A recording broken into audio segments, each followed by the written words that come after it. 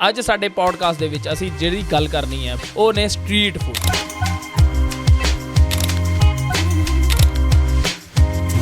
Street food ਨੂੰ ਤੁਸੀਂ ਚਾਹੇ ਬਣਦਾ ਦੇਖੋ, ਚਾਹੇ ਉਹਦੇ ਵਿੱਚ ਮੱਖਣ ਪਾਉਂਦੇ ਨੂੰ ਦੇਖੋ, ਚਾਹੇ ਉਹਦੇ ਉੱਤੇ ਬਟਰ ਲਾਉਂਦੇ ਨੂੰ ਦੇਖੋ। ਸਟਰੀਟ ਫੂਡ ਹੈ ਕੀ ਹੈ? ਇਹ ਸਟਰੀਟ ਫੂਡ ਹੈਲਥ ਸਾਡੀ ਉੱਤੇ ਕੀ ਅਸਰ ਪਾ ਰਿਹਾ ਆ, ਇਹ ਕੀ ਹੈਲਦੀ ਹੈ ਜਾਂ ਨਹੀਂ ਹੈਲਦੀ ਹੈ, ਇਹ ਸਾਰੀਆਂ ਗੱਲਾਂ ਅੱਜ ਦੇ ਪੋਡਕਾਸਟ ਦੇ ਵਿੱਚ ਕਰਾਂਗੇ। ਸਟਰੀਟ ਫੂਡਸ ਤੁਸੀਂ ਤਾਂ ਸ਼ਾਇਦ ਹਜੇ ਇੰਡੀਆ ਨੂੰ ਵਿੱਚ ਕਾਊਂਟ ਕੀਤਾ ਹੈ। ਪੂਰੇ ਏਸ਼ੀਆ ਨੂੰ ਦੇਖ ਲਓ, ਉੱਥੇ ਵੀ ਸਟਰੀਟ ਫੂਡ ਚੱਲਦਾ ਹੈ। ਤੁਸੀਂ ਫੋਰਨ ਕੰਟਰੀਜ਼ ਦੇਖ ਲਓ, ਸਟਰੀਟ ਫੂਡ ਤਾਂ ਉੱਥੇ ਵੀ ਚੱਲਦਾ ਹੈ। ਜੇ ਆਪਾਂ ਇਹਨੂੰ ਇੰਡੀਅਨ ਲੋਕਾਂ ਤੱਕ ਸੀਮਿਤ ਰੱਖੀਏ, ਜਿਹੜਾ ਸਾਡੇ ਕੋਲ ਸਰਵੇ ਆਇਆ ਨਵਾਂ ਮੈਡੀਕਲ ਬਾਡੀਜ਼ ਦਾ, ਜੇ ਤੁਸੀਂ ਡਾਟਾਬੇਸ ਚੱਕੋ, ਉਹ ਕਹਿੰਦੇ ਵੀ ਜਿਹੜਾ ਇੰਡੀਆ ਦਾ ਸਟਰੀਟ ਫੂਡ ਆ ਉਹ ਹੁਣ ਪਹਿਲੇ ਵਰਗਾ ਸਟਰੀਟ ਫੂਡ ਨਹੀਂ ਰਿਹਾ ਹੈਗਾ। ਇਹਦਾ ਮਤਲਬ ਕੀ ਆ ਕਿ ਉਹ ਹੈਲਥੀ ਸਟਰੀਟ ਫੂਡ ਨਹੀਂ ਰਿਹਾ ਹੈਗਾ। ਇਸੇ ਕਰਕੇ ਉਹਨਾਂ ਨੇ ਇੱਕ ਟਰਮ ਨਾਲ ਵਰਤੀ ਹੈ ਕਿ ਇੰਡੀਅਨ ਜਿਹੜਾ ਸਟਰੀਟ ਫੂਡ ਆ ਉਹ ਸਲੋ ਪੋਇਜ਼ਨਿੰਗ ਬਣਦਾ ਜਾ ਰਿਹਾ ਇੰਡੀਅਨਸ ਦੇ ਲਈ। ਬਿਲਕੁਲ ਸਾਬਤ ਹੋ ਚੁੱਕਾ ਕਿ ਇੰਡੀਆ ਦੇ ਵਿੱਚ ਹਾਰਟ ਦੀਆਂ ਡਿਜ਼ੀਜ਼ਸ ਵੱਧ ਰਹੀਆਂ। ਠੀਕ ਹੈ ਜੀ। ਅੱਜ ਦਿਨ ਸਾਨੂੰ ਲੱਗਦਾ ਕਿ ਉਹ ਤਾਂ ਮੁੰਡਾ ਛੋਟਾ ਹੀ ਸੀਗਾ, ਉਹਦੀ ਤਾਂ ਉਮਰ ਹਜੇ ਘੱਟੇ ਹੀ ਸੀਗੀ, ਉਹਨੂੰ ਹਾਰਟ ਅਟੈਕ ਕਿੱਦਾਂ ਹੋ ਗਿਆ? ਹਰ ਇੱਕ ਦਾ ਫੇਵਰੇਟ ਬਣਿਆ ਹੋਇਆ ਬ੍ਰੈਡ ਪਕੌੜਾ। ਜੇ ਮੀਂਹ ਪੈ ਰਿਹਾ ਹੋਵੇ ਤਾਂ ਹੋਰ ਵੀ ਜ਼ਿਆਦਾ ਵਧੀਆ। ਇੱਕ ਘਟੀਆ ਜਿਹੇ ਤੇਲ ਦੇ ਵਿੱਚ ਆਪਣੇ ਮੁਨਾਫੇ ਦੇ ਲਈ ਉਹਨੂੰ ਤਲ ਕੇ ਤੁਹਾਡੇ ਕੋਲ ਉੱਪਰ ਬੇਸਣ ਵਗੈਰਾ ਲਗਾ ਕੇ ਬਣਾ ਰਹੇ ਆ, ਲੇਕਿਨ ਅਸੀਂ ਕਦੇ ਸੋਚਦੇ ਨਹੀਂ ਹੈਗੇ ਕਿ ਅੰਦਰ ਜਾ ਕੇ ਸਾਡੇ ਲਈ ਇਹ ਕਿੰਨੀਆਂ ਡਿਜ਼ੀਜ਼ ਲੈ ਕੇ ਆਉਂਦਾ ਆ। ਨੌਨ ਵੇਜ ਦੇ ਵਿੱਚ ਆਪਾਂ ਸ਼ੌਂਕ ਨਾਲ ਕੀ ਸਟਰੀਟ ਫੂਡ ਚੱਕਦੇ ਆ, ਚਿਕਨ ਤੰਦੂਰੀ ਇਹ ਸਭ ਦਾ ਫੇਵਰੇਟ ਹੁੰਦਾ ਆ। ਸਾਡੇ ਕੋਲ ਮਟਨ ਦਾ ਕੋਈ ਵੀ ਕਬਾਬ ਹੋ ਸਕਦਾ, ਸਾਰੇ ਹੀ ਇਹ ਪੋਇਜ਼ਨ ਹੈ। ਤੰਦੂਰੀ ਚਿਕਨ ਦੇ ਵਿੱਚ ਤਾਂ ਨਾ ਤਾਂ ਕੋਈ ਤੇਲ ਪੈਣਾ ਆ ਤੇ ਨਾ ਹੀ ਕੁਝ ਹੋਣਾ ਆ, ਉਹਦੇ ਵਿੱਚ ਤਾਂ ਉਹਨਾਂ ਨੇ ਜੋ ਮੈਰੀਨੇਟ ਕਰਕੇ ਰੱਖਿਆ ਹੋਇਆ ਇਹਨਾਂ ਨੇ ਤੰਦੂਰ ਦੇ ਵਿੱਚ ਲਾਤਾ, ਉਹ ਕਿੱਦਾਂ ਪੋਇਜ਼ਨ ਕਹਿ ਰਹੇ ਨੇ। ਤੁਹਾਨੂੰ ਇੱਕ ਤੱਥ ਦੱਸਦਾ, ਗੈਸ ਦਾ ਟੈਂਕ ਜਦੋਂ ਭਰਾਉਂਦੇ ਆਪਾਂ ਗੱਡੀਆਂ ਦੇ ਵਿੱਚ, ਉੱਥੇ ਲਿਖਿਆ ਹੁੰਦਾ ਨਾ ਫੁੱਲ ਨਾ ਭਰੋ, ਕਿ ਥੋੜ੍ਹੀ ਜਿਹੀ ਪੂਰਾ ਐਮਟੀ ਸਪੇਸ ਰੱਖ ਦਿਓ ਵੀ ਉੱਥੇ ਥੋੜ੍ਹੀ ਉਹ ਪ੍ਰੈਸ਼ਰ ਬਿਲਡ ਹੋਣਾ ਹੁੰਦਾ ਹੈ ਵੀ ਓਕੇ ਰਹਿੰਦਾ। ਅਸੀਂ ਕੀ ਕਰਦੇ ਹਾਂ, ਦਿੱਲੀ ਨੂੰ ਗਏ ਹੋਣੇ ਤੁਸੀਂ, ਸੂਮੋ ਦਾ ਟਾਈਮ ਦੇਖਿਆ, ਪੂਰਾ ਟੈਂਕ ਭਰ ਲਿਆ, ਕੜਿੱਕ ਹੋ ਗਈ ਆ, ਉਹ ਤੂੰ ਹਿਲਾਓ ਸੂਮੋ ਨੂੰ, ਹੁਣ ਹੋਰ ਭਰੀ ਜਾ ਰਿਹਾ ਮਤਲਬ ਕਿ ਟੈਂਕ ਪੂਰਾ ਕਰਨ ਦੀ ਕੋਸ਼ਿਸ਼ ਕਰ ਰਿਹਾ। ਇਹ ਹੀ ਤਬੀਅਤ ਸਾਡੇ ਇੰਡੀਅਨ ਦਿਮਾਗ ਦੀ ਆ, ਸਾਡੀ ਬੋਡੀ ਦੇ ਨਾਲ। ਅਸੀਂ ਚਾਹੀਦਾ ਤਾਂ ਇਹ ਆ ਕਿ ਜਿਹੜਾ ਹਿਊਮਨ ਬੀਇੰਗ ਹੁੰਦਾ ਨਾ, ਜਿੰਨੀ ਉਹਨੂੰ ਭੁੱਖ ਆ, ਕਦੀ ਵੀ ਉਹਦੇ ਬਰਾਬਰ ਦਾ ਨਹੀਂ ਖਾਈਦਾ ਹੁੰਦਾ, ਥੋੜ੍ਹਾ ਜਿਹਾ ਘੱਟ ਖਾਈਦਾ ਹੁੰਦਾ। ਸ਼ਾਇਦ ਸਾਨੂੰ ਧਾਰਮਿਕ ਤੌਰ 'ਤੇ ਉਹ ਤਰਕ ਨਹੀਂ ਦੱਸਿਆ ਜਾਂਦਾ, ਪਰ ਪਿੱਛੇ ਤਰਕ ਹੈ ਇਹੀ ਸੀਗਾ। ਬੋਡੀ ਨੂੰ ਜਦੋਂ ਫੂਡ ਨਹੀਂ ਮਿਲੇਗਾ, ਇਹਦਾ ਮਤਲਬ ਐਕਸਟਰਾ ਚਰਬੀ ਨਹੀਂ ਬਣ ਰਹੀ ਹੈਗੀ। ਹੁਣ 12-14 ਘੰਟੇ ਤੋਂ ਜਾਂ 20 ਘੰਟੇ ਤੋਂ ਤੁਹਾਡੀ ਬੋਡੀ ਦੇ ਵਿੱਚ ਫੂਡ ਨਹੀਂ ਗਿਆ, ਸੋਲਿਡ ਥਿੰਗਸ ਨਹੀਂ ਗਈ ਹੈਗੀ, ਸਿਰਫ ਲਿਕੁਇਡ ਜਾ ਰਿਹਾ, ਉਹ ਵੀ ਨੋਰਮਲ ਪਾਣੀ ਜਾਂ ਆਪਾਂ ਕਹਿੰਦੇ ਵੀ ਨਾਰੀਅਲ ਦਾ ਪੀ ਲਓ। ਇਹਦਾ ਮਤਲਬ ਤੁਹਾਡੀ ਬੋਡੀ ਨੂੰ ਝਟਕਾ ਜਿਹਾ ਲੱਗਣਾ ਹੈ। ਬੋਡੀ ਨੂੰ, ਕਿਉਂਕਿ ਉਹਦੀ ਤਬੀਅਤ ਬਣੀ ਹੋਈ ਹੈ ਕਿ ਮੈਂ ਤਾਂ ਵੀ ਇੰਨਾ ਖਾਂਦਾ ਹੁੰਦਾ ਸੀਗਾ, ਉਹਨੇ ਤੁਹਾਡੀ ਚਰਬੀ ਕੰਜ਼ਿਊਮ ਕਰਨੀ ਸ਼ੁਰੂ ਕਰਨੀ ਹੈ। ਜਦੋਂ ਤੁਹਾਡੀ ਚਰਬੀ ਉਹਨੇ ਕੰਜ਼ਿਊਮ ਕਰਨੀ ਸ਼ੁਰੂ ਕੀਤੀ, ਤੁਸੀਂ ਮਤਲਬ ਕਿ ਉਹ ਤੱਤੇ ਜਿਹਾ ਹੋ ਜਾਣਾ ਕਿ ਮੈਂ ਖਾਵਾਂ ਕਿ ਮੈਂ ਤਾਂ ਖੋਜ ਹੀ ਪਾਣੀ ਸ਼ੁਰੂ ਹੋਣੀ ਹੈ। ਬਸ ਉਹ ਇੱਕ ਸਟੇਜ ਹੈ ਕਿ ਤੁਸੀਂ ਆਪਣੇ ਨੂੰ ਥੋੜ੍ਹਾ ਜਿਹਾ ਨਾ ਟਿਕਾ ਕੇ ਰੱਖ ਲਓ। ਇੱਕ ਨੋਰਮਲ ਬੰਦੇ ਨੂੰ, ਕੋਈ ਵੀ ਜਿਹੜਾ ਬੰਦਾ ਆ, ਕੋਈ ਵੀ, ਚਾਹੇ ਕੋਈ ਸਪੋਰਟਸਮੈਨ ਹੈ ਚਾਹੇ ਨਹੀਂ ਹੈ ਜੀ, ਇਹ 70% ਜਿਹੜੀ ਡਾਈਟ ਹੈ, ਉਹ ਡਾਈਟ ਹਲਕੀ, ਜਿਹੜਾ ਨੋਰਮਲ ਹਰ ਇੱਕ ਬੰਦੇ ਲਈ ਚੱਲ ਜਾਵੇ, ਉਹ ਕੀ ਡਾਈਟ ਹੋਵੇ ਜੀ? ਵੇਟ ਵੀ ਸਹੀ ਰਵੇ ਤੇ ਜਿਵੇਂ ਸਾਡੇ ਮਤਲਬ ਬਾਲ ਬੁਲ ਵੀ ਕਾਲੇ ਕੁਲੇ ਜਿਹੇ ਰਹਿਣ।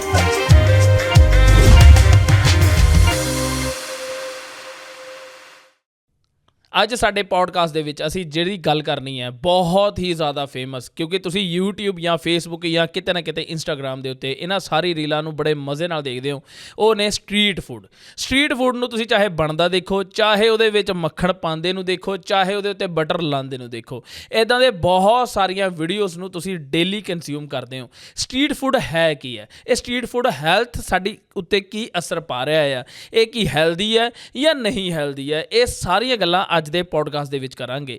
ਇਸ ਦੇ ਨਾਲ ਬਹੁਤ ਵੱਡੇ ਨਾਮ ਨਾਲ ਜੁੜੇ ਹੋਏ ਨੇ, ਚਾਹੇ ਉਹ ਕਿਸੇ ਵੀ ਬਿਗ ਬੌਸ ਦੇ ਵਿੱਚ ਹੋਣ, ਚਾਹੇ ਵੱਡੇ ਸ਼ੋਜ਼ ਦੇ ਵਿੱਚ ਹੋਣ। ਇੱਦਾਂ ਦੇ ਬਹੁਤ ਸਾਰੇ ਫੂਡ ਵਲੌਗਰ ਅੱਜ ਕੱਲ੍ਹ ਫੇਮਸ ਹੋਏ ਨੇ, ਚਾਹੇ ਕੁਝ ਨੇ ਕੰਟਰੀ ਛੱਡ ਦਿੱਤੀ ਹੈ, ਚਾਹੇ ਕੁਝ ਅੱਜ ਕੰਟਰੀ ਦੇ ਵਿੱਚ ਰਹਿ ਰਹੇ ਨੇ। ਇਹਨਾਂ ਸਾਰੇ ਵਲੌਗਰਸ ਦੇ ਉੱਤੇ, ਸਾਰੇ ਸਟਰੀਟ ਫੂਡਸ ਦੇ ਉੱਤੇ, ਤੇ ਅੱਜ ਸਾਡੇ ਹੈਲਥ ਦੀ ਗੱਲ ਹੋ ਰਹੀ ਹੈ। ਮਤਲਬ ਕਿ ਅਸੀਂ ਫੂਡ ਦੇ ਉੱਤੇ ਬਹੁਤ ਸਾਰੀਆਂ ਚੀਜ਼ਾਂ ਜਿਹੜੀਆਂ ਨੇ ਕਿ ਅਸੀਂ ਗੱਲ ਨਹੀਂ ਕਰਦੇ, ਅਸੀਂ ਇਸ ਪੋਡਕਾਸਟ ਦੇ ਵਿੱਚ ਗੱਲ ਕਰਾਂਗੇ। ਤੇ ਗੱਲ ਕਰਨ ਦੇ ਨਾਲ ਸਾਡੇ ਨਾਲ ਮਹਿਮਾਨ ਜੁੜੇ ਹੋਏ ਨੇ। ਸਤਿ ਸ਼੍ਰੀ ਅਕਾਲ ਜੀ, ਮੇਰਾ ਨਾਮ ਹੈ ਲਵੀ ਖੱਤਰੀ ਤੇ ਤੁਸੀਂ ਦੇਖ ਰਹੇ ਹੋ ਇੰਡੋ TV ਪੋਡਕਾਸਟ। ਅੱਜ ਇਸ ਸਟਰੀਟ ਫੂਡ ਦੇ ਉੱਤੇ ਗੱਲ ਕਰਨ ਲਈ ਸਾਡੇ ਨਾਲ ਜੁੜੇ ਨੇ ਹਰਜੀਤ ਲਸਾੜਾ ਜੀ। ਸਤਿ ਸ਼੍ਰੀ ਅਕਾਲ ਭਾਜੀ, ਸਾਡੇ ਪੋਡਕਾਸਟ ਦੇ ਵਿੱਚ ਤੁਹਾਡਾ ਬਹੁਤ ਸਵਾਗਤ ਹੈ ਜੀ। ਸਤਿ ਸ਼੍ਰੀ ਅਕਾਲ ਲਵੀ, ਧੰਨਵਾਦ। ਤੁਸੀਂ ਬੜਾ ਵਧੀਆ ਤੇ ਕਹਿ ਲਓ ਵੀ ਚਰਚਿਤ ਵਿਸ਼ਾ ਚੱਕਿਆ ਤੇ ਸ਼ੁਕਰੀਆ। ਭਾਜੀ ਸਭ ਤੋਂ ਪਹਿਲਾਂ ਜਿਹੜਾ ਮੇਰਾ ਸਵਾਲ ਹੈਗਾ ਆ, ਦੇਖੋ ਬਹੁਤ ਸਾਰੇ ਸਵਾਲ ਹੁੰਦੇ ਹੀ ਰਹਿਣਗੇ, ਪਰ ਮੇਰਾ ਜਿਹੜਾ ਤੁਹਾਡੇ ਨਾਲ ਸਭ ਤੋਂ ਪਹਿਲਾ ਸਵਾਲ ਹੈ ਕਿ ਵੀ ਦੇਖੋ ਇੱਥੇ ਮੇਰੀ ਦਾੜੀ ਦੇ ਵਿੱਚ ਵੀ 2 ਧੌਲੇ ਵਾਲ ਆ ਚੁੱਕੇ ਨੇ, ਪਰ ਤੁਸੀਂ ਸਾਡੇ ਨਾਲੋਂ ਵੱਡੇ ਹੋ ਕੇ ਵੀ ਤੁਹਾਡੀ ਦਾੜੀ ਦੇ ਵਿੱਚ ਧੌਲੇ ਵਾਲ ਨਹੀਂ ਆ ਰਹੇ। ਤੇ ਇੱਕ ਤਾਂ ਮੈਂ ਤੁਹਾਨੂੰ ਸ਼ੋਅ ਦੇ ਉੱਤੇ ਦੇਖਿਆ ਕਿ ਬੰਦੇ ਨੇ ਸਪੈਸ਼ਲ ਇਹ ਗੱਲ ਦੇ ਉੱਤੇ ਕਮੈਂਟ ਕੀਤਾ, ਆ ਕੇ ਤੁਹਾਨੂੰ ਵੀ ਮਿਲੇ, ਉਹ ਬੰਦਾ ਤੁਹਾਡੀ ਫੋਟੋ ਨੂੰ ਮੈਚ ਕਰ ਰਿਹਾ, ਕਹਿੰਦੇ 10 ਸਾਲ ਪਹਿਲਾਂ ਵੀ ਇਹ ਬੰਦਾ ਇਦਾਂ ਦਾ ਸੀ ਤੇ ਅੱਜ ਵੀ ਇਹ ਬੰਦਾ ਇਦਾਂ ਦਾ ਹੀ ਆ। ਇਹ ਕੀ ਕਾਰਨ ਹੈ, ਜਾਂ ਕਿਸ ਤਰੀਕੇ ਦੀ ਤੁਸੀਂ ਡਾਈਟ ਲੈਂਦੇ ਹੋ, ਜਾਂ ਕਿਸ ਤਰੀਕੇ ਨਾਲ ਆਪਣੇ ਆਪ ਨੂੰ ਮੇਨਟੇਨ ਕਰ ਰਹੇ ਹੋ? ਇਹ ਜ਼ਰੂਰ ਸਾਡੇ ਦਰਸ਼ਕਾਂ ਨਾਲ ਅੱਜ ਸਾਂਝਾ ਕਰੋ। ਸ਼ੁਕਰੀਆ, ਤੁਸੀਂ ਹੁਣ ਤਾਰੀਫ ਸਮਝਾਂਗੇ ਕਿਆ ਕਹਾਂ। ਚਲੋ ਕੋਈ ਗੱਲ ਨਹੀਂ। ਦੇਖੋ ਲਵੀ, ਪਹਿਲੀ ਗੱਲ ਤਾਂ ਮੈਂ ਕੋਈ ਡਾਕਟਰ ਨਹੀਂ ਹੈਗਾ, ਮੈਂ ਕੋਈ ਇੱਕ ਹੁੰਦੇ ਆ ਨਾ ਵੀ ਡਾਇਟੀਸ਼ੀਅਨ ਹੁੰਦੇ ਆ ਜਾਂ ਕੋਈ ਨਿਊਟ੍ਰੀਸ਼ਨ ਦੀ ਕੋਈ ਜਾਣਕਾਰੀ ਦਿੰਦੇ ਆ, ਮੈਂ ਉਹ ਨਹੀਂ ਹੈਗਾ, ਠੀਕ ਹੈ। ਲੇਕਿਨ ਉਹਨਾਂ ਚੀਜ਼ਾਂ ਦੇ ਉੱਪਰ ਨਿਗਾਹ ਰੱਖੀ ਦੀ ਹੈ ਅਤੇ ਉਹਨਾਂ ਨੂੰ ਫੋਲੋ ਕਰਨ ਦੀ ਕੋਸ਼ਿਸ਼ ਕਰਦੀ ਹੈ। ਸ਼ਾਇਦ ਉਹਦਾ ਪ੍ਰਭਾਵ ਆ, ਕੁਛ ਜੈਨੇਟਿਕ ਪ੍ਰਭਾਵ ਵੀ ਹੁੰਦੇ ਆ, ਪਰ ਜੈਨੇਟਿਕ ਪ੍ਰਭਾਵ ਨੂੰ ਆਪਾਂ ਜ਼ਿਆਦਾ ਨਹੀਂ ਫਿਰ ਆਪਾਂ ਡਿਸਕਸ ਕਰ ਸਕਦੇ, ਸਮਝਾ ਸਕਦੇ। ਤੁਹਾਡਾ ਜਿਹੜਾ ਅਸਲ ਡਾਈਟ ਪਲਾਨ ਆ ਨਾ, ਤੁਹਾਡਾ ਡੇਲੀ ਜਿੰਨਾ ਤੁਸੀਂ ਤੁਹਾਡੇ ਸਰੀਰ ਨੂੰ ਚਾਹੀਦਾ ਆ, ਜੇ ਤਾਂ ਤੁਸੀਂ ਉਨਾ ਕੁ ਦਿੰਦੇ ਹੋ ਫਿਰ ਤਾਂ ਉਹ ਬਰਾਬਰ ਆ, ਫਿਰ ਸਾਰਾ ਕੁਝ ਠੀਕ ਆ। ਜੇ ਤੁਸੀਂ ਕਹਿੰਦੇ ਹੋ ਵੀ ਉਹ ਜਿੰਨਾ ਸਰੀਰ ਨੂੰ ਚਾਹੀਦਾ ਉਹ ਤੋਂ ਜ਼ਿਆਦਾ ਦੇ ਰਹੇ ਹੋ, ਉਹ ਫਿਰ ਸਰੀਰ 'ਚ ਕਿਤੇ ਨਾ ਕਿਤੇ ਜਾ ਕੇ ਇਨ ਦ ਫਾਰਮ ਆਫ ਚਰਬੀ ਬਣਨਾ ਹੈ, ਅਤੇ ਹੌਲੀ ਹੌਲੀ ਫਿਰ ਉਹਦੇ ਕੋਈ ਬਹੁਤ ਨੁਕਸਾਨ ਹੁੰਦੇ ਨੇ ਚਰਬੀ ਦੇ। ਕਿਉਂਕਿ ਜਿਹੜੀ ਚਰਬੀ ਆ ਇਹ ਤੁਹਾਡਾ ਨਾ ਕਹਿ ਲਓ ਕਿ ਸਭ ਤੋਂ ਸਸਤਾ ਡਿਪੋਜ਼ਿਟ ਆ। ਇਹ ਸਸਤਾ ਡਿਪੋਜ਼ਿਟ ਮੈਂ ਇਸ ਕਰਕੇ ਨਾਂ ਲਿਆ ਆ ਕਿਉਂਕਿ ਮਹਿੰਗਾ ਡਿਪੋਜ਼ਿਟ ਹੁੰਦਾ ਜਦੋਂ ਤੁਸੀਂ ਆਪਣੇ ਮਸਲ ਗੇਨ ਕਰਦੇ ਹੋ।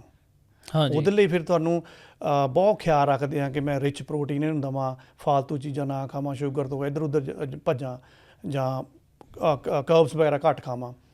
ਪਰ ਅਸੀਂ ਜਾਂਦੇ ਹੈਗੇ ਸਸਤੇ ਡਿਪੋਜ਼ਿਟ ਵੱਲ, ਅਤੇ ਸਸਤਾ ਡਿਪੋਜ਼ਿਟ ਸਾਡਾ ਫਿਰ ਇਹ ਚਰਬੀ ਹੋਈ ਆ।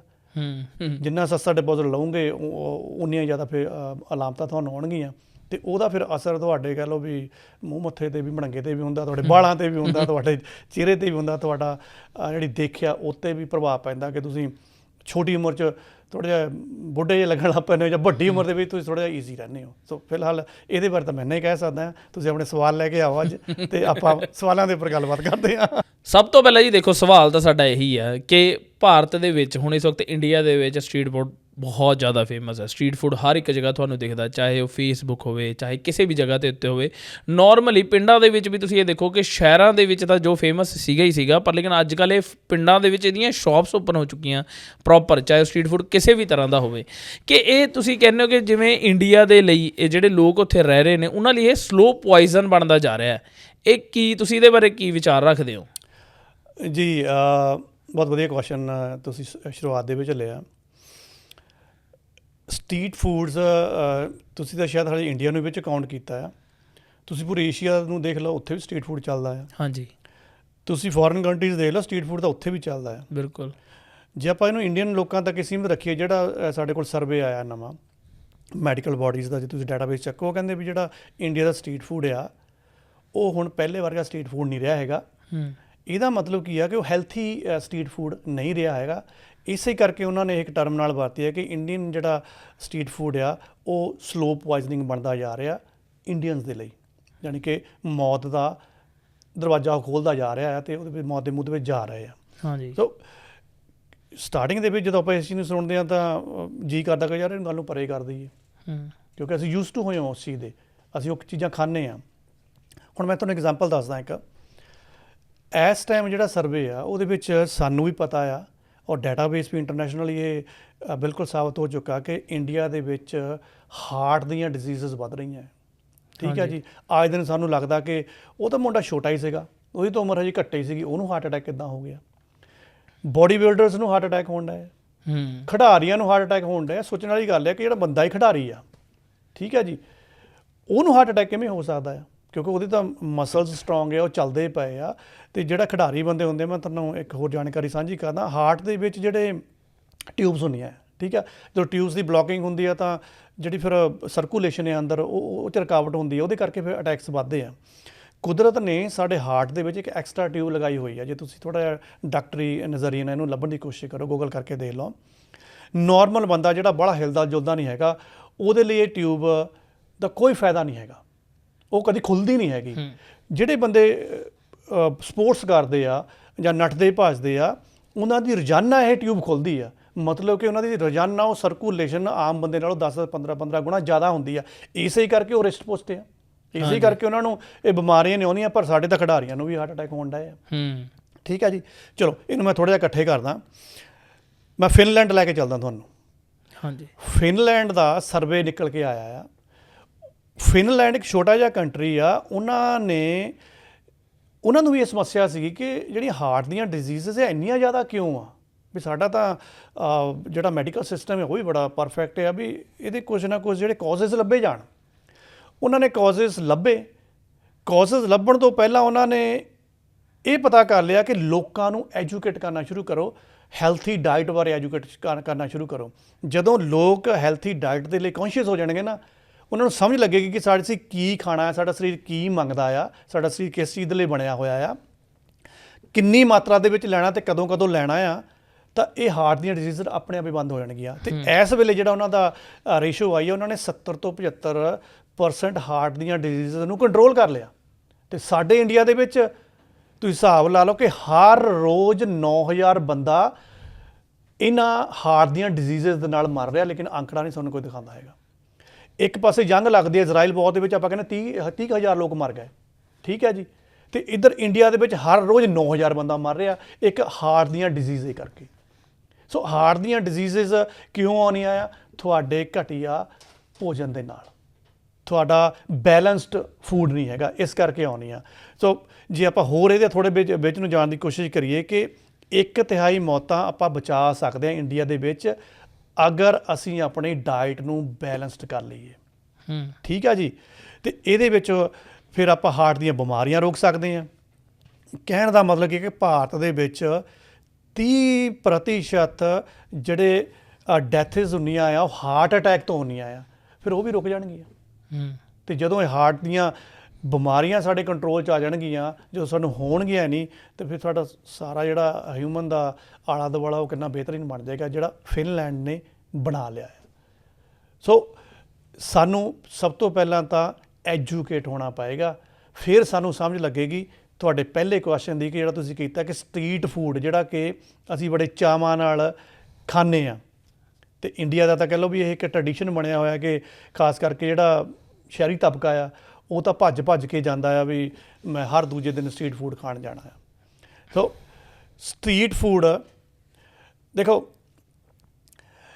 ਸਟਰੀਟ ਫੂਡ ਜਿਹੜਾ ਆ ਉਹਦੇ ਵਿੱਚ ਆਪਾਂ ਦੋ ਕੈਟਾਗਰੀਆਂ ਬਣਾਉਂਦੇ ਹਾਂ। ਠੀਕ ਹੈ ਜੀ, ਸਭ ਤੋਂ ਪਹਿਲਾਂ ਤਾਂ ਆਪਾਂ ਵੈੱਜ ਦੀ ਕੈਟਾਗਰੀ ਬਣਾ ਲੈਂਦੇ ਹਾਂ। ਵੈੱਜ ਦੇ ਵਿੱਚ ਸਾਨੂੰ ਸਟਰੀਟ ਫੂਡ ਦੇ ਵਿੱਚ ਕਿਆ ਮਿਲਦਾ ਆ? ਜਲੇਬੀਆਂ ਘਟਾਲੇ ਨਾਲ ਵਿਕਦੀਆਂ ਆ। ਠੀਕ ਹੈ ਜੀ, ਪਕੌੜੇ ਵਿਕਦੇ ਆ, ਜਿਹੜਾ ਮੈਂ ਇੰਡੀਅਨ ਦੇ ਹਿਸਾਬ ਨਾਲ ਦੱਸਦਾ ਹਾਂ। ਸਮੋਸੇ ਆ ਸਾਡੇ ਕੋਲ, ਚਾਟ ਆ ਸਾਡੇ ਕੋਲ, ਗੋਲ ਗੱਪੇ ਆ, ਹੋਰ ਵੀ ਇਹਦੇ ਵਿੱਚ ਬਹੁਤ ਕੁਛ ਹੁੰਦਾ। ਇਹ ਜਾਣੀ ਸਾਡੇ ਜਵਾਨ 'ਤੇ ਚੜ੍ਹੇ ਹੋਏ ਆ। ਅਤੇ ਇੱਕ ਨਵਾਂ ਮੈਂ ਤੁਹਾਨੂੰ ਇਹਦੇ ਵਿੱਚ ਟਰੈਂਡ ਦੱਸਦਾ ਹਾਂ। ਪਹਿਲਾਂ ਇਹ ਟਰੈਂਡ ਨਹੀਂ ਹੁੰਦਾ ਸੀਗਾ, ਲੇਕਿਨ ਸਾਡੇ ਜ਼ਿਹਨ ਦੇ ਵਿੱਚ ਵੱਸ ਗਿਆ ਬ੍ਰੈਡ ਪਕੌੜਾ। ਹਾਂਜੀ, ਹਰ ਇੱਕ ਦਾ ਫੇਵਰੇਟ ਬਣਿਆ ਹੋਇਆ ਬ੍ਰੈਡ ਪਕੌੜਾ। ਜੇ ਮੀਂਹ ਪੈ ਰਿਹਾ ਹੋਵੇ ਤਾਂ ਹੋਰ ਵੀ ਜ਼ਿਆਦਾ ਵਧੀਆ। ਹੁਣ ਸੋਚਣ ਵਾਲੀ ਗੱਲ ਇਹ ਆ ਕਿ ਬ੍ਰੈਡ ਪਕੌੜੇ ਦੇ ਵਿੱਚ ਹੈ ਕੀ ਆ?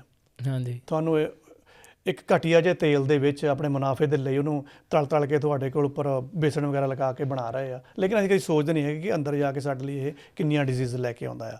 ਨੌਨ ਵੈਜ ਦੇ ਵਿੱਚ ਆਪਾਂ ਸ਼ੌਂਕ ਨਾਲ ਕੀ ਸਟਰੀਟ ਫੂਡ ਚੱਕਦੇ ਆ, ਚਿਕਨ ਤੰਦੂਰੀ ਇਹ ਸਭ ਦਾ ਫੇਵਰੇਟ ਹੁੰਦਾ ਆ। ਸਾਡੇ ਕੋਲ ਮਟਨ ਦਾ ਕੋਈ ਵੀ ਕਬਾਬ ਹੋ ਸਕਦਾ ਹੈ। ਠੀਕ ਹੈ ਜੀ, ਉਹ ਡਿਪੈਂਡ ਕਰਦਾ ਕਿ ਤੁਸੀਂ ਕਿਹੜੇ ਏਰੀਏ 'ਚ ਰਹਿੰਦੇ ਆ। ਸਾਰੇ ਹੀ ਇਹ ਜਿਹੜੇ ਮੈਂ ਨਾਂ ਬੋਲ ਕੇ ਹਟਿਆ ਨਾ, ਸਾਰੇ ਹੀ ਇਹ ਪੋਇਜ਼ਨ ਆ।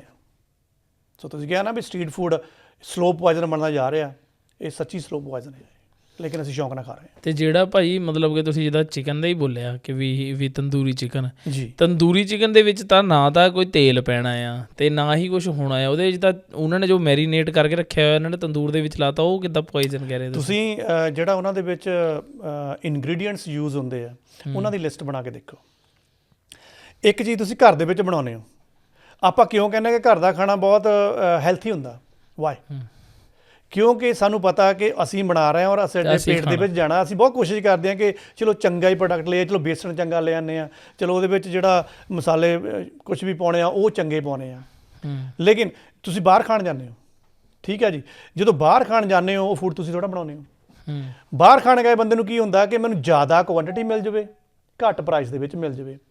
ਜਿਸ ਰੇਹੜੀ ਵਾਲੇ ਨੇ ਤੁਹਾਨੂੰ ਉਹ ਚੀਜ਼ ਵੇਚਣੀ ਆ, ਉਹ ਤੁਹਾਡੀ ਨਬਜ਼ ਨੂੰ ਪਛਾਣਦਾ ਕਿ ਤੁਹਾਨੂੰ ਕੁਆਂਟਿਟੀ ਜ਼ਿਆਦਾ ਸ਼ੋਅ ਕਰਾਉਣੀ ਆ, ਤੁਸੀਂ ਇਹ ਚੀਜ਼ ਨਹੀਂ ਦੇਖਣੀ ਕਿ ਉਹ ਹੈਲਥ ਵਾਈਜ਼ ਉਹ ਕਿੰਨਾ ਕੁ ਗੁੱਡ ਸੀਗਾ। ਇਹਦਾ ਮਤਲਬ ਉਹ ਆਪਣਾ ਮੁਨਾਫਾ ਕਮਾਉਣ ਦੇ ਲਈ ਉਹ 'ਚ ਹੈਲਥ ਵਾਈਜ਼ ਕੁਛ ਨਾ ਕੁਛ ਕਟੌਤੀਆਂ ਕਰੇਗਾ, ਮਾੜਾ ਤੇਲ ਵਰਤੇਗਾ, ਮਾੜੇ ਮਸਾਲੇ ਵਰਤੇਗਾ, ਮਾੜੇ ਹੋਰ ਇਨਗਰੀਡੀਅੰਟਸ ਲਊਗਾ, ਲੇਕਿਨ ਤੁਸੀਂ ਸਵਾਦ ਦੇ ਵਿੱਚੋਂ ਖਾਈ ਜਾ ਰਹੇ ਹੋ। ਛੋਟੀ ਜਿਹੀ ਐਗਜ਼ਾਮਪਲ ਤੁਹਾਨੂੰ ਦਿੰਦਾ, ਆਲੂਆਂ ਨੂੰ ਬੇਸਣ ਲਾ ਕੇ ਫਰਾਈ ਕਰਕੇ, ਇਹ ਵੀ ਬੜਾ ਇੱਕ ਪ੍ਰਚਲਨ ਹੋ ਗਿਆ, ਇਹਨੂੰ ਮੇਰੇ ਖਿਆਲ ਆਲੂ ਗੌਂਡਾ ਕਹਿੰਦੇ ਇਹਨੂੰ, ਸ਼ਾਇਦ ਸਾਊਥ ਦੇ ਵਿੱਚ ਨਾਂ ਲੈਂਦੇ ਆ। ਹੈ ਕਿ ਇਹਦੇ ਵਿੱਚ ਆਲੂਆਂ ਦੇ ਉੱਪਰ ਬੇਸਣ ਲਾਤਾ ਹੈ, ਕਿ ਬੇਸਣ ਲਾਇਆ ਤਾਂ ਉਹਦੇ ਵਿੱਚ ਪਤਾ ਨਹੀਂ ਕਿੰਨਾ ਪੁਰਾਣਾ ਔਰ ਘਟੀਆ, ਜਿਹਨੂੰ ਆਪਾਂ ਵੈਜੀਟੇਬਲ ਆਇਲ ਕਹਿੰਦੇ ਆ। ਕੋਈ ਮੰਨੇ ਆਪਾਂ ਤਾਂ ਮੰਨੀਏ ਕਿ ਜੇ ਤੁਸੀਂ ਕੋਈ ਸਰੋਂ ਵਗੈਰਾ ਦਾ ਤੇਲ ਜਿਹੜਾ ਖਾਲਸ ਉਹਦੇ ਵਿੱਚ ਉਹਨੂੰ ਬਣਾਇਆ ਹੋਵੇ, ਹਾਂਜੀ, ਲੇਕਿਨ ਅਸੀਂ ਖਾ ਰਹੇ ਹਾਂ। ਸਾਡੇ ਇਸ ਸਟਰੀਟ ਫੂਡ ਦੇ ਵਿੱਚ ਜੇ ਆਪਾਂ ਮਿਲਕ ਪ੍ਰੋਡਕਟ ਚੱਕ ਲਈਏ, ਸਾਨੂੰ ਇੱਕ ਤਾਂ ਹੁੰਦਾ ਵੀ ਆਈਸਕ੍ਰੀਮ ਜਾ ਕੇ ਬਾਹਰ ਖਾਣੀ ਆ, ਬਿਲਕੁਲ ਠੀਕ ਹੈ ਜੀ। ਕਦੀ ਇਹ ਸੋਚ ਕੇ ਦੇਖਿਆ ਕਿ ਜਿਹੜੀ ਮਾਰਕੀਟ ਦੇ ਵਿੱਚ ਬ੍ਰਾਂਡਡ ਆਈਸਕ੍ਰੀਮ ਹੈ ਅਤੇ ਜਿਹੜੀ ਬਾਹਰ ਰੇਹੜੀਆਂ ਤੋਂ ਆਈਸਕ੍ਰੀਮ ਮਿਲਦੀ ਉਹ 'ਚ ਜ਼ਮੀਨ ਆਸਮਾਨ ਦਾ ਫਰਕ ਹੁੰਦਾ ਆ। ਮਲਾਈ ਵਗੈਰਾ ਅਸੀਂ ਚੱਕਣੀ ਹੁੰਦੀ ਜਾ ਕੇ ਉੱਥੋਂ ਬੜੇ ਆਰਾਮ ਨਾਲ, ਵੀ ਇਹ ਵੀ ਅਸੀਂ ਖਾਣੀ ਆ। ਰਬੜੀ ਵਗੈਰਾ ਹੁੰਦੀ ਆ, ਜਾਂ ਬਟਰ ਵਗੈਰਾ ਆਪਾਂ ਬਹੁਤ ਯੂਜ਼ ਕਰਦੇ ਹਾਂ। ਹੁਣ ਪਾਓ ਭਾਜੀ ਦੀ ਆਪਾਂ ਐਗਜ਼ਾਮਪਲ ਲੈਂਦੇ ਹਾਂ, ਬੜੇ ਸ਼ੌਂਕ ਨਾਲ ਖਾਂਦੇ ਆ। ਅੱਗੇ ਤਾਂ ਕਹਿੰਦੇ ਹੁੰਦੇ ਸਾਊਥ ਦੀਆਂ ਚੀਜ਼ਾਂ ਆ, ਹੁਣ ਤਾਂ ਨਾਰਥ ਸਾਊਥ ਦਾ ਕੋਈ ਫਰਕ ਹੀ ਨਹੀਂ ਰਿਹਾ ਹੈਗਾ। ਬਿਲਕੁਲ ਹੀ। ਪਾਓ ਭਾਜੀ ਕਿਹ 'ਚ ਤਲ ਕੇ ਦਿੰਦੇ ਆ? ਬਟਰ ਦੇ ਵਿੱਚ ਹੀ ਤਲ ਕੇ ਦਿੰਦੇ ਆ। ਬਿਲਕੁਲ, ਬਟਰ ਵੀ ਤਾਂ ਜ਼ਹਿਰ ਹੀ ਆ। ਬਟਰ ਮੈਂ ਇਸ ਕਰਕੇ ਜ਼ਹਿਰ ਕਹਿ ਰਿਹਾ ਕਿ ਦੇਖੋ, ਜਿਹੜਾ ਸਾਡੇ ਕੋਲ ਪ੍ਰਾਇਮਰੀ ਜਿਹੜਾ ਆਬਜੈਕਟ ਸੀਗਾ ਉਹ ਸੀਗਾ ਮਿਲਕ, ਠੀਕ ਹੈ ਜੀ। ਮਿਲਕ ਤੱਕ ਹੀ ਉਹ ਸੀਮਤ ਸੀਗਾ, ਠੀਕ ਸੀਗਾ, ਲੇਕਿਨ ਮਿਲਕ ਤੋਂ ਬਾਅਦ ਜਿਹੜਾ ਤੋਂ ਅਸੀਂ ਪ੍ਰੋਸੈਸਡ ਫੂਡਸ ਬਣਾ ਲਏ ਆ, ਜਿਹੜੀ ਸਾਡੇ ਬ੍ਰਾਂਡਾਂ ਨੇ ਉਹ ਮਾਰਕੀਟਿੰਗ ਕਰ ਦਿੱਤੀ ਕਿ ਨਹੀਂ ਤੁਹਾਨੂੰ ਤਾਂ ਆ ਵੀ ਚਾਹੀਦਾ ਆ, ਤੁਹਾਡਾ ਤਾਂ ਫੂਡ ਨਹੀਂ ਹੈਲਥੀ ਹੈਗਾ, ਤੁਸੀਂ ਸਾਡਾ ਬਟਰ ਵੀ ਖਾ ਲਿਓ, ਤੁਸੀਂ ਸਾਡਾ ਚੀਜ਼ ਵੀ ਖਾ ਲਿਓ। ਉਹ ਅਨਨੈਸੈਸਰੀ ਆ। ਤੁਸੀਂ ਮਿਲਕ ਤੋਂ ਬਾਅਦ ਉਹਦਾ ਪਾਊਡਰ ਵੀ ਬਣਾ ਦਿੱਤਾ ਹੈਗਾ, ਉਹ ਸਾਰਾ ਕੁਛ ਅਨਨੈਸੈਸਰੀ ਆ। ਉਹ ਸਟਰੀਟ ਫੂਡ ਵਾਂਗੂ ਹੀ ਉਹ ਤੁਹਾਡੇ ਲਈ ਕੋਈ ਐਡਾ ਹੈਲਥੀ ਨਹੀਂ ਹੈਗਾ। ਸੋ ਇਹਦੇ ਵਿੱਚ ਤੁਹਾਨੂੰ ਮੈਂ ਇੱਕ ਹੋਰ ਐਗਜ਼ਾਮਪਲ ਦਿੰਦਾ। ਜਿਹੜਾ ਡਾਟਾਬੇਸ ਨਵਾਂ ਆਇਆ ਸਾਡੇ ਕੋਲ ਹੈਲਥ ਰਿਪੋਰਟ ਦਾ, ਉਹ ਕਹਿੰਦੇ ਆ ਵੀ ਜਿਹੜਾ ਸ਼ੁਰੂਆਤੀ 15-20 ਸਾਲ ਜੇ ਆਪਾਂ ਪਹਿਲੀ ਗੱਲ ਕਰੀਏ, ਉਹਦੇ ਵਿੱਚ ਸੀਗਾ ਕਿ ਜਿਹੜੇ ਅੱਪਰ ਕਲਾਸ ਦੇ ਬੰਦੇ ਆ, ਜਿਹੜੇ ਰਿਚ ਪੀਪਲ ਆ, ਕਹਿੰਦੇ ਉਹਨਾਂ ਦੇ ਵਿੱਚ ਹਾਰਟ ਦੀਆਂ ਬਿਮਾਰੀਆਂ ਜ਼ਿਆਦਾ ਹੁੰਦੀਆਂ ਸੀ, ਔਰ ਇਹ ਸੱਚਾਈ ਸੀਗੀ। ਠੀਕ ਹੈ ਜੀ। ਰਿਚ ਪੀਪਲਸ ਨੇ ਕੀ ਉਦੋਂ ਰਣਨੀਤੀ ਬਣਾਈ ਕਿ ਦੇਖੋ ਪੈਸਾ ਸਾਡੇ ਕੋਲ ਹੈਗਾ ਆ, ਅਸੀਂ ਇਹ ਸਟਰੀਟ ਫੂਡ ਇਹ ਮਾੜਾ ਮਟੀਰੀਅਲ ਕਿਉਂ ਖਾਂਦੇ ਹਾਂ, ਅਸੀਂ ਕੁਆਂਟਿਟੀ ਮਗਰ ਕਿਉਂ ਜਾਂਦੇ ਹਾਂ। ਹੁਣ ਦੀ ਜਿਹੜੀ ਰੇਸ਼ੋ ਆਈ ਆ, ਉਹਦੇ ਵਿੱਚ ਜਿਹੜਾ ਮਿਡਲ ਕਲਾਸ ਆ, ਮਿਡਲ ਕਲਾਸ ਸਭ ਤੋਂ ਜ਼ਿਆਦਾ ਹਾਰਟ ਦੀਆਂ ਡਿਜ਼ੀਜ਼ ਦੇ ਨਾਲ ਪੀੜਤ ਆ। ਕਿਉਂ ਪੀੜਤ ਆ? ਮਿਡਲ ਕਲਾਸ ਕੋਲ ਪੈਸਾ ਘੱਟ ਆ, ਠੀਕ ਹੈ ਜੀ। ਉਹ ਫਿਰ ਸਟਰੀਟ ਫੂਡ ਸਾਡਾ ਸ਼ੌਂਕ ਬਣਿਆ ਹੋਇਆ, ਬਾਹਰ ਖਾਣ ਜਾਂਦੇ ਆ। ਉਹਨਾਂ ਦੀਆਂ ਦੋ ਇਛਾਵਾਂ ਹੋਣੀਆਂ, ਮੋਰ ਕੁਆਂਟਿਟੀ ਚਾਹੀਦੀ ਆ। ਹਾਂਜੀ, ਜੇ ਮੋਰ ਕੁਆਂਟਿਟੀ ਚਾਹੀਦੀ ਤਾਂ ਅਗਲੇ ਨੇ ਤੁਹਾਨੂੰ ਲੋ ਕੁਆਲਿਟੀ ਦੇ ਵਿੱਚ ਦੇਣੀ ਆ, ਅਤੇ ਜੇ ਚੀਜ਼ ਤੁਹਾਨੂੰ ਲੋ ਕੁਆਲਿਟੀ ਦੇ ਵਿੱਚ ਤੁਹਾਡੇ ਸਰੀਰ 'ਚ ਜਾ ਰਹੀ ਹੈ, ਇਹਦਾ ਮਤਲਬ ਤੁਹਾਡੀ ਸਿਹਤ ਨਾਲ ਖਿਲਵਾੜ ਹੋ ਗਿਆ। ਸਿਹਤ ਨਾਲ ਖਿਲਵਾੜ ਹੋ ਗਿਆ ਤਾਂ ਇਹਦਾ ਮਤਲਬ ਤੁਸੀਂ ਚੀਪ ਇਨਵੈਸਟਮੈਂਟ ਕਰ ਲਈ ਚਰਬੀ ਦੀ, ਅਤੇ ਚਰਬੀ ਨੇ ਬਿਮਾਰੀਆਂ ਲੈ ਕੇ ਆਉਣੀਆਂ। ਜਿਹੜਾ ਹਾਈ ਕਲਾਸ ਬੰਦਾ ਆ, ਉਹਨੇ ਆਪਣੀ ਐਜੂਕੇਸ਼ਨ ਇੰਪਰੂਵ ਕੀਤੀ ਕਿ ਮੇਰੇ ਕੋਲ ਪੈਸਾ ਆ, ਮੈਂ ਇਹ ਕਿਉਂ ਖਾਣਾ ਆ ਇਹ ਚੀਜ਼ਾਂ, ਮੈਂ ਆਪਣੀ ਸਿਹਤ ਕਿਉਂ ਖਰਾਬ ਕਰਾਂ। ਹਾਂਜੀ, ਤੁਸੀਂ ਰੇਹੜੀ ਤੇ ਖੜ੍ਹ ਕੇ ਖਾਣ ਡਏ ਹੋ, ਪੈਸਾ ਬਚਾ ਰਹੇ ਹੋ, ਅਤੇ ਉੱਥੇ ਚਟਕਾਰੇ ਲੈ ਰਹੇ ਹੋ ਕਿ ਬਹੁਤ ਵਧੀਆ ਬਹੁਤ ਵਧੀਆ। ਇਹ ਜਿਹੜਾ ਰਿਚ ਪੀਪਲ ਆ, ਇਹ ਜਿਹੜੀ ਅੱਪਰ ਕਲਾਸ ਆ, ਇਹ ਕਿਸੇ ਰੈਸਟੋਰੈਂਟ 'ਚ ਜਾਏਗੀ। ਕਿਉਂ ਜਾਏਗੀ? ਆਪਾਂ ਉਹਨਾਂ ਦੇ ਦੱਸਦੇ ਹੁੰਦੇ ਆ, ਖਾਣਾ ਤਾਂ ਤੂੰ ਵੀ ਉੱਥੇ ਰਬੜੀ ਹੋਈ, ਅਸੀਂ ਵੀ ਬਾਹਰ ਖਾਂਦੇ ਹਾਂ। ਬਾਈ ਉਹ ਉੱਥੇ ਜਾ ਕੇ ਰਬੜੀ ਨਹੀਂ ਖਾਂਦੇ, ਉਹ ਉੱਥੇ ਜਾ ਕੇ ਕਹਿਣਗੇ ਸਾਨੂੰ ਫਰੂਟਸ ਦੀਆਂ ਕੁਛ ਆਈਟਮਸ ਤਿਆਰ ਕਰਕੇ ਦੇ ਦੇ, ਸਾਨੂੰ ਕੁਛ ਵੈਜੀਸ ਫਰੈਸ਼ ਦੇ ਦੇ, ਜਾਂ ਸਾਨੂੰ ਉਹਨਾਂ ਨੂੰ ਬੋਇਲ ਕਰਕੇ ਦੇ ਦੇ। ਉਹਦੇ ਲਈ ਉਹ ਥੋੜ੍ਹਾ ਜਿਹਾ ਜ਼ਿਆਦਾ ਪੇ ਕਰਦੇ ਆ, ਲੇਕਿਨ ਇਨਵੈਸਟਮੈਂਟ ਤਾਂ ਉਹਨਾਂ ਦੀ ਰਿਚ ਹੋ ਗਈ ਨਾ। ਇਸ ਕਰਕੇ ਸਾਡਾ ਜਿਹੜਾ ਮਿਡਲ ਕਲਾਸ ਆ, ਉਹਨੂੰ ਜ਼ਿਆਦਾ ਹਾਰਟ ਦੀਆਂ ਡਿਜ਼ੀਜ਼ਸ ਘੇਰ ਰਹੀਆਂ, ਕਿਉਂਕਿ ਅਸੀਂ ਸਟਰੀਟ ਫੂਡਾਂ ਨੂੰ ਵੱਧਦੇ ਜਾ ਰਹੇ। ਸੋ ਭਾਈ ਮਤਲਬ ਕਿ ਇਹ ਕਹਿਣਾ ਕਿ ਵੀ ਦੇਖੋ, ਜਿੱਦਾਂ ਕੋਈ ਵੀ ਫੂਡ ਆਪਾਂ ਜੋ ਅੰਦਰ ਲੈ ਰਹੇ ਹਾਂ, ਕੰਜ਼ਿਊਮ ਕਰ ਰਹੇ ਹਾਂ, ਉਹਦੇ ਨਾਲ ਹਾਰਟ ਦੀ ਤਾਂ ਇੱਕ ਚਲੋ ਡਿਜ਼ੀਜ਼ ਹੈਗੀ ਆ। ਹਾਰਟ ਦਾ ਸਾਡੀ ਡਾਈਟ ਦੇ ਉੱਤੇ, ਡਾਈਟ ਦੇ ਅਕੋਰਡਿੰਗ ਜੋ ਵੀ ਅਸਰ ਪੈਂਦਾ। ਇੱਕ ਸਭ ਤੋਂ ਜ਼ਿਆਦਾ ਜਿਹੜੀ ਸਭ ਤੋਂ ਵੱਡੀ ਬਿਮਾਰੀ ਹੈ ਇਸ ਵਕਤ, ਜਿਹਦਾ ਹਜੇ ਵੀ ਬਹੁਤ ਘੱਟ ਇਲਾਜ ਹੈ, ਜਿਹਨੂੰ ਹੋ ਜਾਂਦੀ ਅਸੀਂ ਸੋਚਦੇ ਬਸ ਹਊਆ ਹੋ ਗਿਆ, ਬਹੁਤ ਵੱਡੀ ਚੀਜ਼ ਹੋ ਗਈ। ਪਿੱਛੇ ਜੇ ਹਜੇ ਨਵਜੋਤ ਸਿੰਘ ਜਿਹੜੇ ਸਾਡੇ ਨੇ, ਉਹਨਾਂ ਦੀ ਵਾਈਫ ਨੂੰ ਹੋਇਆ ਸੀਗਾ ਕੈਂਸਰ, ਤਾਂ ਉਹਨਾਂ ਦਾ ਵੀ ਇਹੀ ਮੰਨਣਾ ਸੀਗਾ ਕਿ ਵੀ ਕੈਂਸਰ ਮੈਂ ਆਪਣੀ ਵਾਈਫ ਦਾ ਡਾਈਟ ਦੇ ਨਾਲ ਠੀਕ ਕੀਤਾ, ਵੀ ਮੈਨੂੰ ਹਜੇ ਬਾਕੀ ਚੀਜ਼ਾਂ ਬਾਅਦ 'ਚ ਆਉਂਦੀਆਂ ਨੇ, ਚਾਹੇ ਕੋਈ ਥੈਰੇਪੀ ਕੀਤੀ ਹੈ, ਚਾਹੇ ਕੋਈ ਵੀ ਚੀਜ਼ ਕੀਤੀ ਹੈ। ਤਾਂ ਤੁਹਾਡਾ ਕੀ ਮੰਨਣਾ ਹੈ ਕਿ ਵੀ ਤੁਹਾਡੇ ਹਿਸਾਬ ਦੇ ਨਾਲ ਜਦੋਂ ਕੋਈ ਬੰਦੇ ਨੂੰ, ਜੇ ਮਤਲਬ ਕਿ ਕੈਂਸਰ ਦਾ ਕੀ ਰਿਲੇਸ਼ਨ ਹੈ, ਜੇ ਕਿਤੇ ਕਿਸੇ ਬੰਦੇ ਨੂੰ ਹੋ ਵੀ ਜਾਵੇ, ਜਾਂ ਡਾਈਟ ਦਾ ਅਤੇ ਕੈਂਸਰ ਦਾ ਆਪਸ ਦੇ ਵਿੱਚ ਕੀ ਸੰਬੰਧ ਹੈ? ਡਾਈਟ ਦਾ, ਹੈਲਥੀ ਡਾਈਟ ਦਾ ਕੈਂਸਰ ਦੇ ਨਾਲ ਪੂਰਾ ਸੰਬੰਧ ਹੈ। ਵੈਜੀ ਡਾਈਟ ਆ, ਉਹ ਸਭ ਤੋਂ ਬੈਸਟ ਆ ਕੈਂਸਰ ਦੇ ਮਰੀਜ਼ ਦੇ ਲਈ, ਜਾਂ ਜਿਹਨੂੰ ਕੁਛ ਕੈਂਸਰ ਦੀਆਂ ਅਲਾਮਤਾਂ ਦੀ ਸ਼ੁਰੂਆਤ ਹੋ ਚੁੱਕੀ ਆ, ਉਹਨੂੰ ਵੈਜੀ ਡਾਈਟ 'ਤੇ ਲੈ ਕੇ ਆਓ। ਪਰ ਮੈਂ ਇਹ ਨਹੀਂ ਕਹਿੰਦਾ ਹੈਗਾ ਵੀ ਵੀ ਜੇ ਕਿਸੇ ਨੂੰ ਮਤਲਬ ਕਿ ਕੈਂਸਰ ਨਾਲ ਕੋਈ ਸਮਥਿੰਗ ਰੋਂਗ ਹੋ ਗਿਆ ਆ ਤੇ ਉਹਦੇ ਲਈ ਕੋਈ ਪੱਕੀ ਡਾਈਟ ਹੈ, ਪੱਕੀ ਡਾਈਟ ਨਹੀਂ ਹੈ, ਲੇਕਿਨ ਵੈਜੀ ਡਾਈਟ ਉਹਦੇ ਲਈ ਸਭ ਤੋਂ ਵਧੀਆ ਆ। ਲੇਕਿਨ ਵੈਜੀ ਡਾਈਟ ਦੇ ਵਿੱਚ ਵੀ ਸਾਨੂੰ ਇਹ ਦੇਖਣਾ ਪਏਗਾ, ਪਹਿਲੀ ਗੱਲ ਤਾਂ ਕਿਉਂਕਿ ਸਾਡੇ ਕੋਲ ਐਜੂਕੇਸ਼ਨ ਦੀ ਕਮੀ ਆ, ਸਾਨੂੰ ਇਹ ਨਹੀਂ ਪਤਾ ਲੱਗਦਾ ਕਿ ਜਿਹੜੀ ਸਾਡੀ ਵੈਜੀ ਡਾਈਟ ਆ ਉਹ ਹੈਲਥੀ ਵੀ ਹੈਗੀ ਆ। ਸਿਰਫ ਵੈਜੀ ਕਹਿ ਦੇਣਾ ਕਿ ਮੈਂ ਤਾਂ ਜੀ ਵੈਜੀਜ਼ ਖਾਣਾ, ਤੁਸੀਂ ਕਾਰਬਸ ਵਗੈਰਾ ਕਾਰਬੋਹਾਈਡਰੇਟਸ ਜ਼ਿਆਦਾ ਲਈ ਜਾਂਦੇ ਹੋ, ਉਹ ਤਾਂ ਅਲਾਮਤ ਹੀ ਬਣਦਾ ਹੈ ਤੁਹਾਡੇ ਕੈਂਸਰ ਦੀ। ਇਹਦਾ ਮਤਲਬ ਕੈਂਸਰ ਸੈਲਜ਼ ਨੂੰ ਉਹ ਹੋਰ ਭੁੱਖਾ ਕਰਦਾ ਕਿ ਤੂੰ ਵੱਧ ਆਪਣੇ ਸਰੀਰ ਦੇ ਵਿੱਚ। ਇਹਦਾ ਮਤਲਬ ਕਹਿਣ ਨੂੰ ਤੁਸੀਂ ਵੈਜੀ ਕਰੀ ਜਾਂਦੇ ਆ, ਲੇਕਿਨ ਤੁਸੀਂ ਹੋਰ ਬਿਮਾਰ ਜ਼ਿਆਦਾ ਹੋ ਰਹੇ ਆ। ਸੋ ਉੱਥੇ ਸਾਨੂੰ ਦੇਖਣਾ ਪਏਗਾ, ਸਾਨੂੰ ਸਿੰਪਲ ਵੈਜੀ ਡਾਈਟਸ ਦੇ ਉੱਪਰ ਆਉਣਾ ਪਏਗਾ, ਨਾਟ ਵੈਜੀ, ਸਿੰਪਲ ਮੀਨ ਕਿ ਸਧਾਰਨ ਕਹਿ ਲਓ ਕਿ ਹੈਲਥੀ ਟਾਈਪ ਵੈਜੀ ਡਾਈਟ ਦੇ ਉੱਪਰ ਆਉਣਾ ਪਏਗਾ। ਹੁਣ ਇਹ ਹੈਲਥੀ ਟਾਈਪ ਵੈਜੀ ਡਾਈਟਸ ਕਿਹੜੀਆਂ ਹੋਣੀਆਂ? ਉਹ ਵੈਜੀ ਲਓ, ਭੋਜਨ ਲਓ ਜਿਹਦੇ ਵਿੱਚ ਕਾਰਬੋਹਾਈਡਰੇਟਸ ਯਾਨੀ ਕਿ ਕਰਬਸ ਘੱਟ ਹੋਣ। ਬਾਰ ਡਾਕਟਰ ਵੀ ਇਹ ਕਹਿੰਦੇ ਤੁਸੀਂ ਕਰਬਸ ਜ਼ਿਆਦਾ ਖਾਂਦੇ ਹੋ ਜੀ, ਤਾਂ ਕਰ ਚਰਬੀ ਤੁਹਾਡੀ ਵੱਧ ਰਹੀ ਆ। ਹੁਣ ਕਰਬਸ ਆਪਾਂ ਘੱਟ ਕਿੱਦਾਂ ਕਰ ਸਕਦੇ ਹਾਂ? ਦੇਖੋ 15, 20 ਜਾਂ 25 ਸਾਲ ਪਹਿਲਾਂ ਦੀ ਆਪਾਂ ਗੱਲ ਕਰਦੇ ਹਾਂ, ਠੀਕ ਹੈ ਜੀ। ਉਦੋਂ ਅਸੀਂ ਹੈਲਥ ਵਾਈਜ਼ ਸਟਰੋਂਗ ਹੁੰਦੇ ਸੀਗੇ, ਅਸੀਂ ਫਿਜ਼ੀਕਲ ਕੰਮ ਜ਼ਿਆਦਾ ਕਰਦੇ ਹੁੰਦੇ ਸੀਗੇ, ਠੀਕ ਹੈ। ਪਿੰਡਾਂ ਦੇ ਵਿੱਚ ਤਾਂ ਵਾਹਵਾ ਹੀ ਕੰਮ ਹੁੰਦੇ ਸੀਗੇ। ਉਦੋਂ ਪ੍ਰਚਲਨ ਕੀ ਹੁੰਦਾ ਸੀਗਾ? ਚੌਲਾਂ ਦਾ ਵੀ ਕੌਲਾ ਭਰ ਲਓ, ਰੋਟੀਆਂ ਵੀ 5-7 ਰੱਖ ਲਓ। ਇਹ ਮੇਰੇ ਅੱਖੀਂ ਦੇਖੀਆਂ ਹੋਈਆਂ ਆ, 5-7 ਰੋਟੀਆਂ ਦਾ ਉਹੀ ਵੀੜ ਦਿੰਦੇ ਹੁੰਦੇ ਸੀਗੇ ਸਾਡੇ ਬਜ਼ੁਰਗ। ਇਹ ਅੱਜ ਵੀ ਹੈ ਜੀ, ਠੀਕ ਹੈ ਜੀ। ਜਿਹੜਾ ਅੱਜ ਵੀੜਦੇ ਆ ਉਹ ਨੁਕਸਾਨਦਾਇਕ ਆ। ਹਾਂਜੀ। ਉਹਨਾਂ ਟਾਈਮਾਂ ਦੇ ਵਿੱਚ ਸਬਜ਼ੀਆਂ ਦਾ ਪ੍ਰਚਲਨ ਬਹੁਤ ਘੱਟ ਹੁੰਦਾ ਸੀ, ਬਹੁਤੀ ਤਵੱਜੋ ਨਹੀਂ ਕੋਈ ਦਿੰਦੇ ਹੁੰਦੇ ਸੀਗੇ। ਸਬਜ਼ੀ ਥੋੜ੍ਹੀ ਜਿਹੀ ਵੀ ਹੋਣੀ ਕੋਈ ਗੱਲ ਨਹੀਂ, ਲੱਸੀ ਦਾ ਨਾਲ ਗਲਾਸ ਹੈਗਾ, ਦਹੀਂ ਦਾ ਡੋਂਗਾ ਹੈਗਾ ਆ, ਨਾਲ ਦੇਸੀ ਘੀ ਵੀ ਰੱਖ ਲੈਣਾ।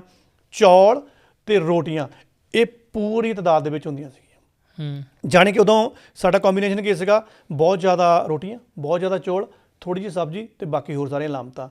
ਫਿਜ਼ੀਕਲ ਕੰਮ ਬਹੁਤ ਸੀਗਾ, ਨੱਠ ਭੱਜ ਬਹੁਤ ਸੀਗੀ, ਸਾਰਾ ਪਚ ਜਾਂਦਾ ਸੀਗਾ। ਅਸੀਂ ਬਹੁਤ ਓਕੇ ਰਹਿੰਦੇ ਸੀਗੇ।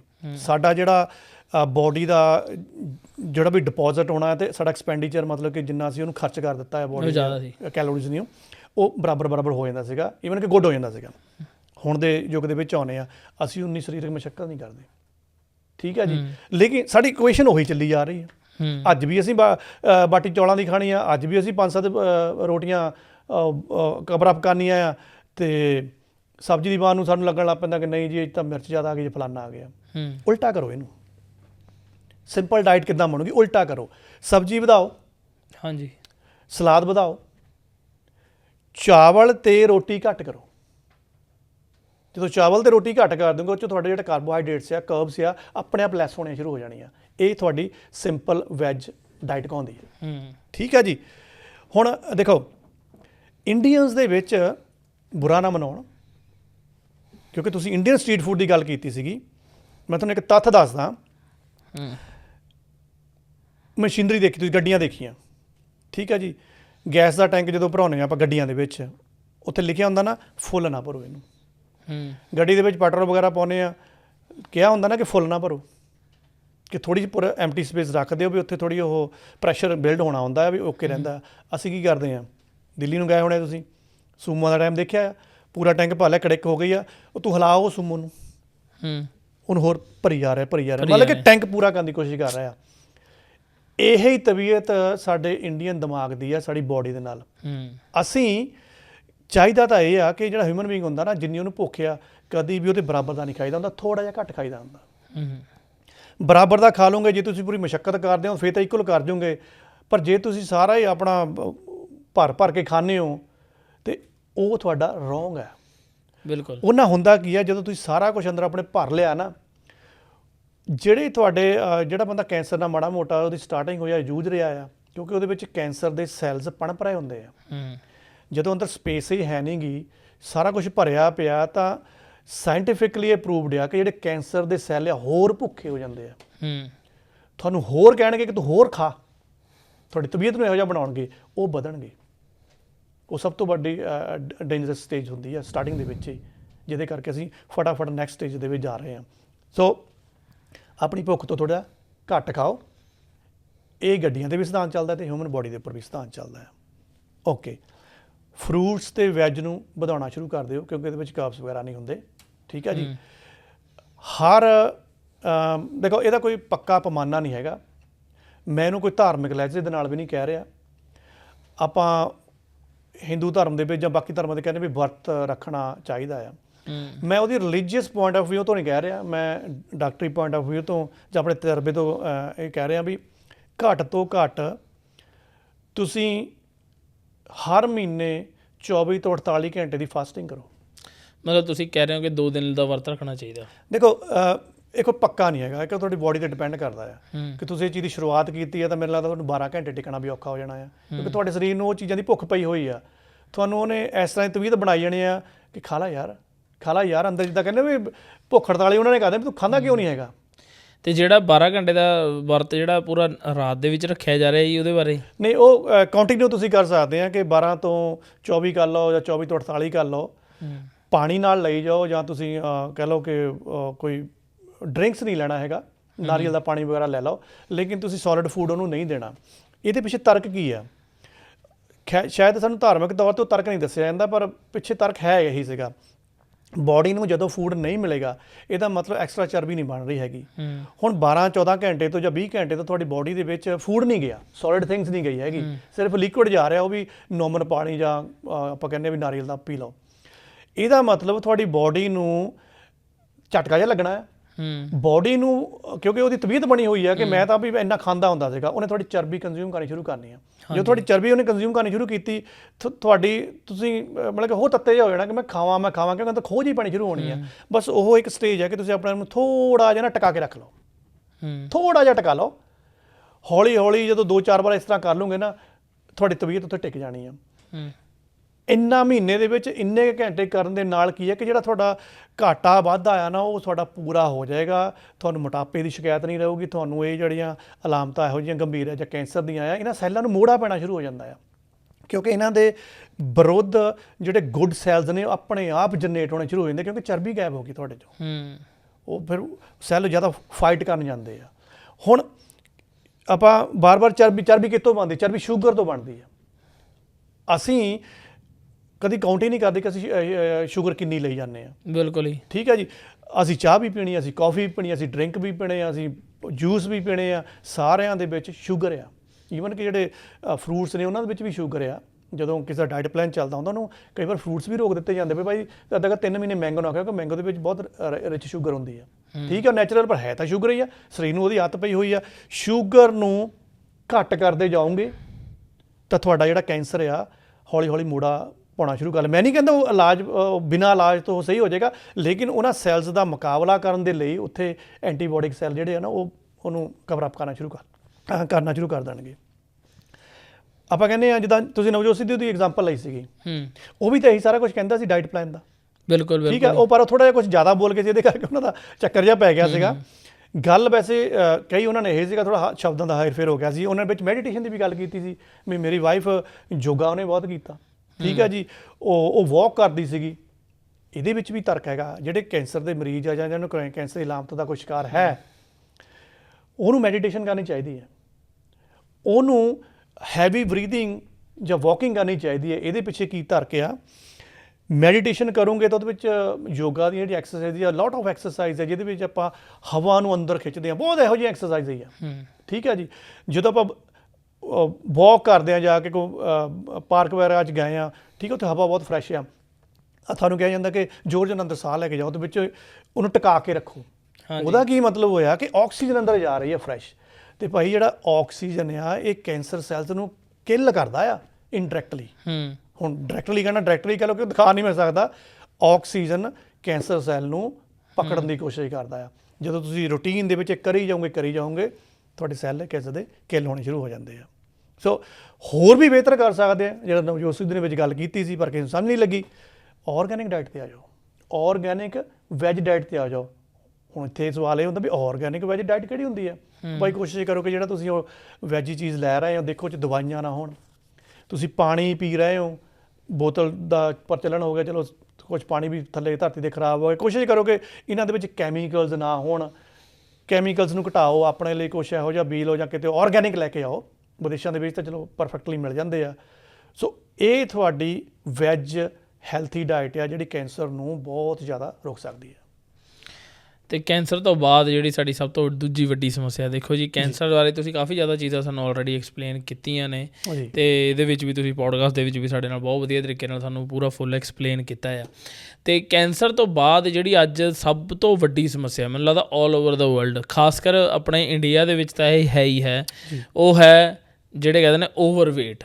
ਚਾਹੇ ਕਿਸੇ ਦਾ ਢਿੱਡ ਵੀ ਨਿਕਲਿਆ ਹੋਵੇ, ਉਹ ਵੀ ਓਵਰਵੇਟ ਦੇ ਵਿੱਚ ਹੀ ਮੈਨੂੰ ਲੱਗਦਾ ਮੈਂ ਐਡ ਕਰਨਾ ਚਾਹੂੰਗਾ ਕਿ ਵੀ ਸਾਡੀ ਲਗਭਗ ਐਂ ਵੀ ਹੁੰਦਾ ਕਿ ਵੀ ਫੇਸ ਬਿਲਕੁਲ ਸਹੀ ਹੈ, ਸਾਰਾ ਕੁਝ ਸਹੀ ਹੈ, ਪਰ ਲੇਕਿਨ ਉਹ ਕਿਤੇ ਨਾ ਕਿਤੇ ਬਾਅਦ 'ਚ ਥੱਲੇ ਵਾਲਾ ਪਾਰਟ ਪ੍ਰੋਪਰ ਮੋਟਾ ਹੋ ਜਾਂਦਾ ਹੈ ਕਿ ਵੀ ਹਾਂ ਵੀ ਉਹ ਬੰਦਾ, ਮੈਨੂੰ ਇਹ ਲੱਗਦਾ ਕਿ ਵੀ ਸ਼ਾਇਦ ਉਹਦੀ ਡਾਈਟ ਨਹੀਂ ਸਹੀ ਜਾਂ ਕੀ ਤਰੀਕਾ। ਤੁਹਾਨੂੰ ਕੀ ਲੱਗਦਾ ਉਹਦੇ ਵਿੱਚ ਕੀ ਵਜ੍ਹਾ ਰਹਿੰਦੀ ਹੈ ਕਿ ਵੀ ਇੱਕ ਓਵਰਵੇਟ ਬੰਦਾ ਹੋ ਰਿਹਾ ਆ, ਉਹਦਾ ਡਾਈਟ ਨਾਲ ਕੀ ਲੈਣਾ ਦੇਣਾ? ਥੋੜ੍ਹਾ ਜਿਹਾ ਇਹਦੇ ਬਾਰੇ ਜੇ ਤੁਸੀਂ ਗੱਲ ਕਰਨਾ ਚਾਹੋ। ਦੇਖ ਲਓ ਵੀ ਜੀ, ਸਿੰਪਲ ਫਾਰਮੂਲਾ ਆ। ਜਦੋਂ ਆਪਾਂ ਓਵਰਵੇਟ ਦੀ ਗੱਲ ਕਰਦੇ ਆ ਨਾ, ਤਾਂ ਆਪਾਂ ਕਹਿ ਦਿੰਦੇ ਹਾਂ ਵੀ ਮੋਟਾਪਾ।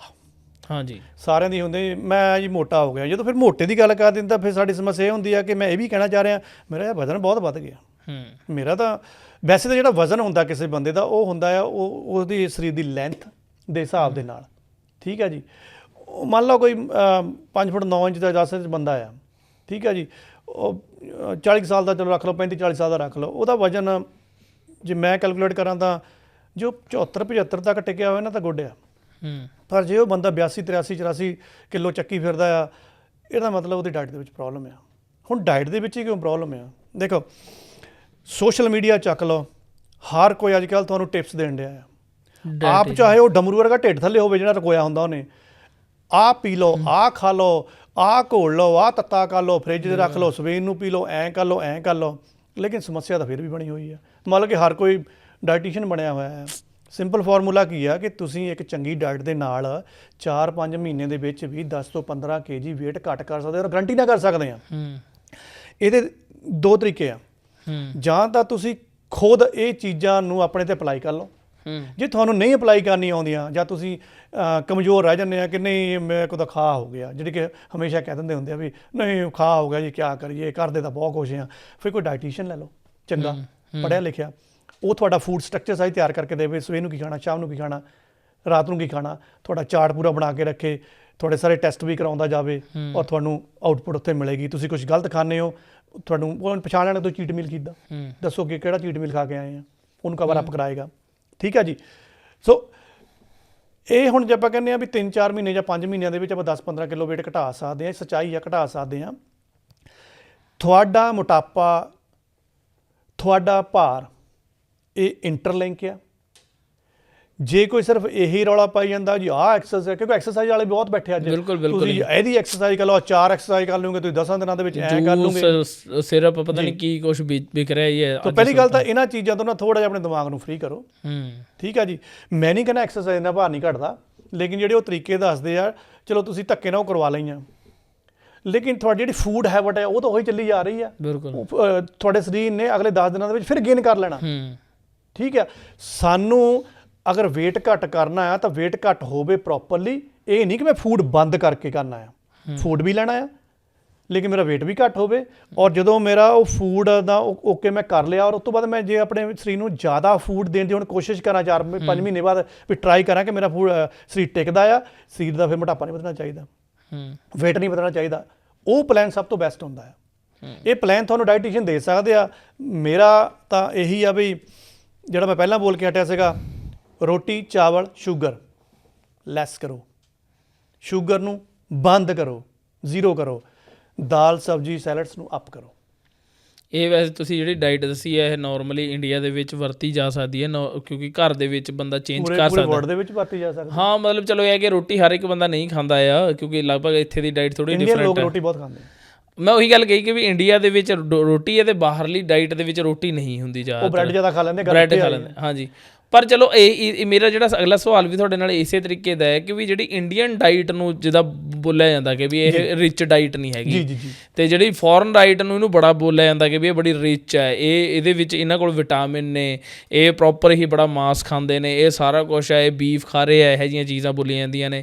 ਜਦਕਿ ਇੰਡੀਅਨ ਡਾਈਟ ਨੂੰ ਇਹ ਬੋਲਿਆ ਜਾਂਦਾ ਕਿ ਵੀ ਇਹ ਵੈਜੀਟੇਰੀਅਨ ਜ਼ਿਆਦਾ ਨੇ, ਇਹਨਾਂ ਦੀ ਡਾਈਟ ਦੇ ਵਿੱਚ ਵਿਟਾਮਿਨ ਡੀ ਨਹੀਂ ਮਿਲਦਾ, ਇਹਨਾਂ ਦੀ ਵਿਟਾਮਿਨ ਦੇ ਵਿੱਚ ਵਿਟਾਮਿਨ ਡੀ ਦੀ ਬੜੀ ਕਮੀ ਰਹਿੰਦੀ ਹੈ, ਇਹਨਾਂ ਨੂੰ ਮਤਲਬ ਇੱਦਾਂ ਦੀ ਬਹੁਤ ਸਾਰੀਆਂ ਵਿਟਾਮਿਨਸ ਦੀ ਕਮੀ ਇੰਡੀਅਨ ਡਾਈਟ ਦੇ ਵਿੱਚ ਗਣਾਈ ਜਾਂਦੀ ਹੈ, ਜਦ ਕਿ ਫੋਰਨ ਡਾਈਟ ਦੇ ਵਿੱਚ ਇੰਨੀ ਨਹੀਂ ਗਣਾਈ ਜਾਂਦੀ। ਤਾਂ ਇਹ foreign diet versus Indian diet ਦਾ ਜਿਹੜਾ ਮੁੱਦਾ ਆ, ਜੀ, ਤੇ ਇਹਦੇ ਬਾਰੇ ਵੀ ਸਾਨੂੰ ਥੋੜ੍ਹਾ ਜਿਹਾ ਦੱਸੋਗੇ। ਬਹੁਤ ਜ਼ਿਆਦਾ ਇਹ ਚੱਲਦਾ ਰਹਿੰਦਾ, ਕੁਛ ਨਾ ਕੁਛ ਕੋਈ ਨਾ ਕੋਈ ਬੰਦਾ ਵੀਡੀਓ ਇਹਦੇ ਉੱਤੇ ਸੋਸ਼ਲ ਮੀਡੀਆ 'ਤੇ ਪਾ ਹੀ ਦਿੰਦਾ ਆਪਣੀ ਮਰਜ਼ੀ ਨਾਲ। ਲਵੀ ਬਹੁਤ ਟਿਪੀਕਲ ਕੁਐਸਚਨ ਹੈ ਇਹ, ਪਰ ਮੈਨੂੰ ਸੌਖੇ ਸ਼ਬਦਾਂ ਵਿੱਚ ਦੱਸਾਂਗਾ ਕਿ ਇਹ ਜਿਹੜਾ ਵੈਸਟਰਨ ਫੂਡ ਆ ਉਹਨੂੰ ਕਿੱਦਾਂ ਪ੍ਰੋਪੋਗੰਡਾ ਬਣਾ ਕੇ ਦੱਸਿਆ ਜਾਂਦਾ ਕਿ ਇੰਡੀਅਨ ਫੂਡ ਦੇ ਨਾਲੋਂ ਮੱਚ ਬੈਟਰ, ਇੰਡੀਅਨ ਫੂਡ ਤੋਂ ਵੀਕ ਆ। ਹਾਂਜੀ, ਇੱਥੇ ਜਾਣ ਤੋਂ ਪਹਿਲਾਂ ਇਹਨੂੰ ਪੂਰਾ ਕਰ ਦਈਏ ਆਪਾਂ, ਹਾਂਜੀ, ਓਵਰਵੇਟ ਨੂੰ। ਹਾਂਜੀ, ਹਾਂਜੀ, ਕਿਉਂਕਿ ਮੈਂ ਜੋ ਮੈਨੂੰ ਲੱਗਦਾ ਕਿ ਇਹਦੇ ਵਿੱਚ ਜੇ ਤੁਸੀਂ ਆਪ ਵੀ ਆਹ ਚੀਜ਼ਾਂ ਘੱਟ ਕਰ ਲਓ ਨਾ, ਤੁਸੀਂ ਇਸ ਚੀਜ਼ ਤੋਂ ਛੁਟਕਾਰਾ ਪਾ ਸਕਦੇ ਆ।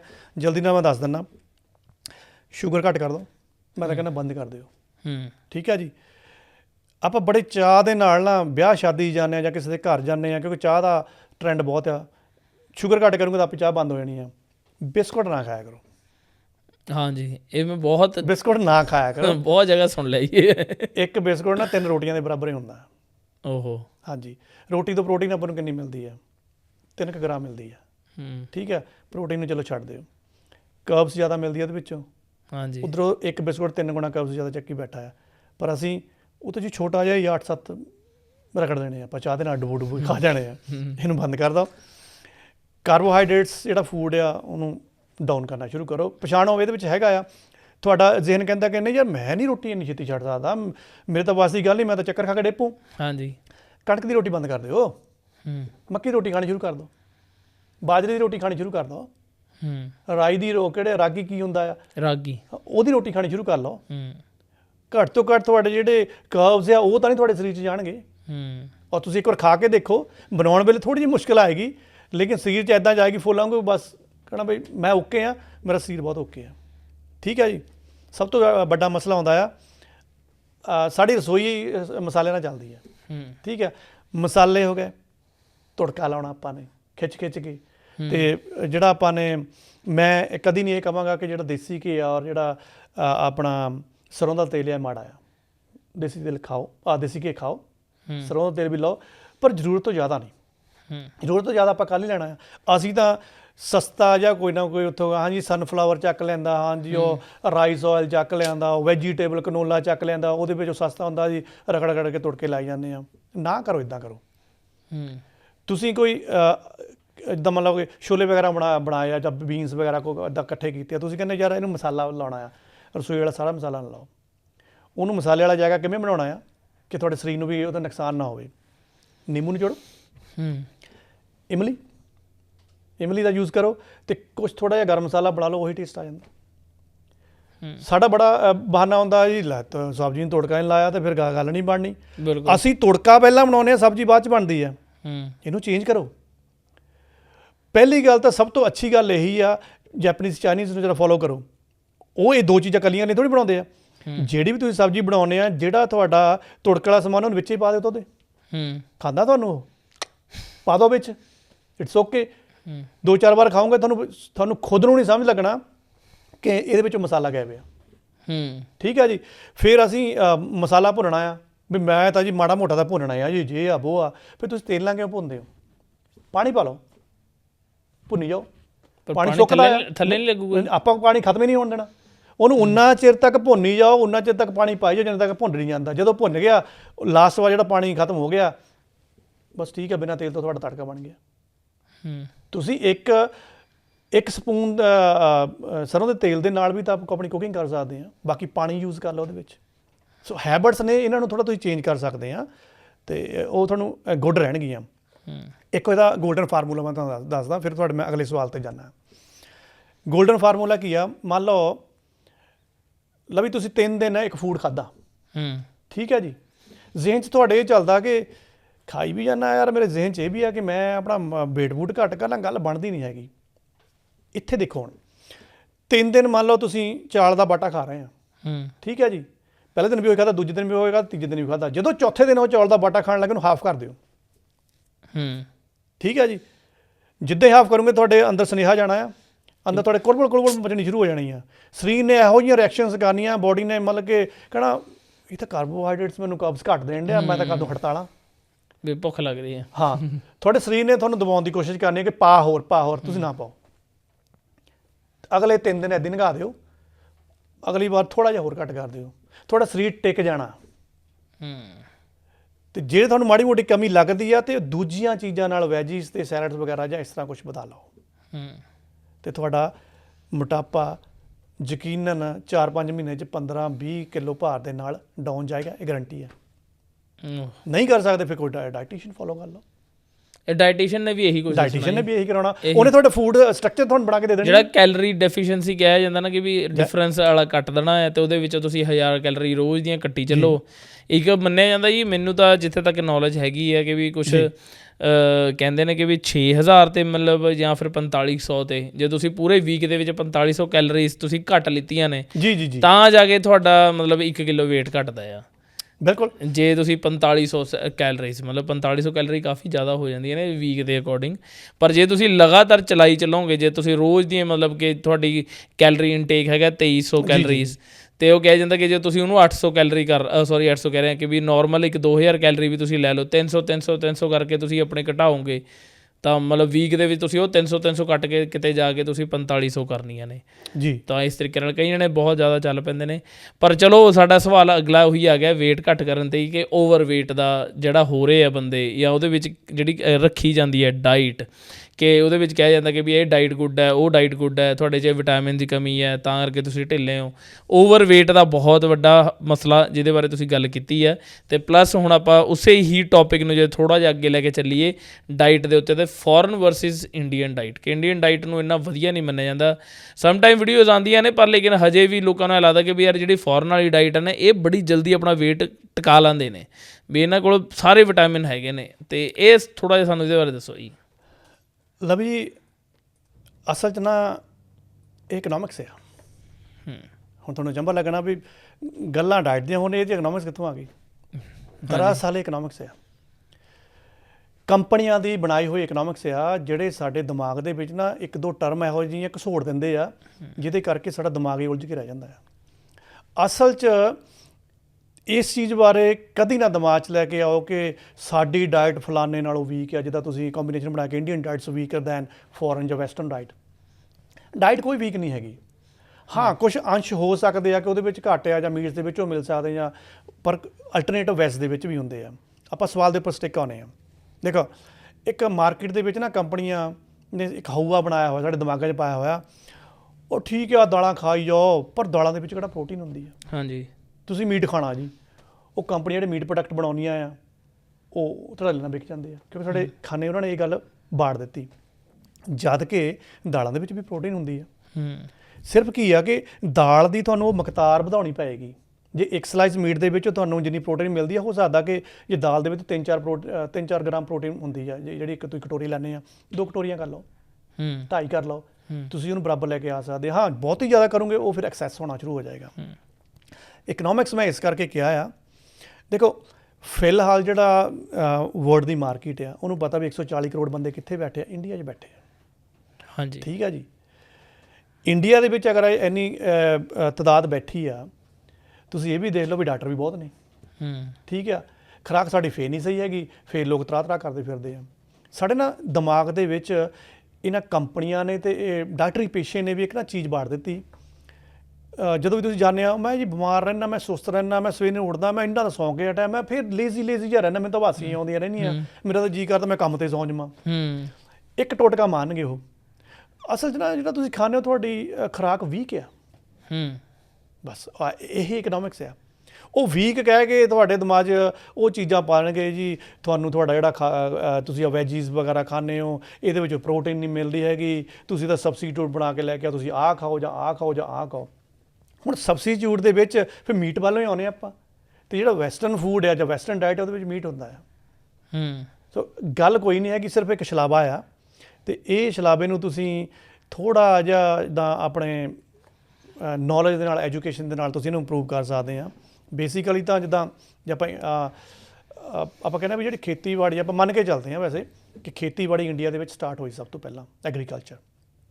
ਠੀਕ ਹੈ ਜੀ। ਇੰਡੀਆ ਦੇ ਵਿੱਚ ਜੇ ਖੇਤੀਬਾੜੀ ਸਟਾਰਟ ਹੋਈ ਸੀ ਤਾਂ ਮਤਲਬ ਆਪਣੇ ਕੋਲ ਪਸ਼ੂ ਧਨ ਵੀ ਬਹੁਤ ਸੀਗਾ। ਔਰ ਇਹ ਵੀ ਮੰਨਿਆ ਜਾਂਦਾ ਕਿ ਉਹ ਵਾਲੇ ਟਾਈਮ ਕੁਛ ਇਹੋ ਜਿਹੇ ਹੁੰਦੇ ਸੀਗੇ ਜਦੋਂ ਇੰਨਾ ਕੁ ਜ਼ਿਆਦਾ ਦੁੱਧ ਹੁੰਦਾ ਸੀਗਾ, ਅਸੀਂ ਦੁੱਧ ਕੰਜ਼ਿਊਮ ਨਹੀਂ ਕਰ ਪਾਉਂਦੇ ਸੀਗੇ। ਔਰ ਇਹ ਤੁਹਾਨੂੰ ਚੀਜ਼ਾਂ ਮਿਲ ਜਾਣਗੀਆਂ ਗੂਗਲ ਦੇ ਉੱਪਰ ਕਿ ਉਦੋਂ ਇਹ ਦੁੱਧ ਨਦੀਆਂ ਨਾਲਿਆਂ ਦੇ ਵਿੱਚ ਬਹਾ ਦਿੱਤਾ ਜਾਂਦਾ ਸੀ। ਠੀਕ ਹੈ ਜੀ। ਇਹੋ ਜਿਹੀ ਸਥਿਤੀਆਂ ਵੀ ਉਦੋਂ ਬਣੀਆਂ ਕਿ ਲੋਕ ਕੰਪਲੇਂਟ ਕਰਨ ਲੱਗ ਪਏ ਕਿ ਯਾਰ ਸਾਡੇ ਤਾਂ ਪਾਣੀ ਤੁਸੀਂ ਦੁੱਧ ਖਰਾਬ ਕਰੀ ਜਾਂਦੇ ਆ, ਇਹਦੇ ਵਿੱਚ ਪਾਈ ਜਾਂਦੇ ਆ, ਵੀ ਇਹਦਾ ਕੁਝ ਕਰੋ। ਇਹ ਗੇਮ ਉਦੋਂ ਤੋਂ ਚੱਲਣੀ ਸ਼ੁਰੂ ਹੋ ਗਈ। ਫਿਰ ਜਿਹੜੀ ਐਕਸੈਸ ਉਦੋਂ ਦੁੱਧ ਸੀਗਾ, ਉਹ ਤੋਂ ਇਹ ਜਿਹੜੀਆਂ ਫਿਰ ਦਿਮਾਗ ਚੱਲਣਾ ਸ਼ੁਰੂ ਹੋਇਆ, ਚਲੋ ਇਹਦਾ ਪਾਊਡਰ ਬਣਾ ਲੈਂਦੇ ਆ। ਇਹ ਸੇਮ ਚੀਜ਼ ਭਾਜੀ ਅਮਰੀਕਾ ਦੇ ਵਿੱਚ ਵੀ ਹੋਈ ਵਰਲਡ ਵਾਰ 1 ਦੇ ਟਾਈਮ, ਸੌਰੀ ਵਰਲਡ ਵਾਰ 2 ਇਹ ਵਰਲਡ ਦਾ ਹੀ ਫਨੋਮਨਾ ਆ।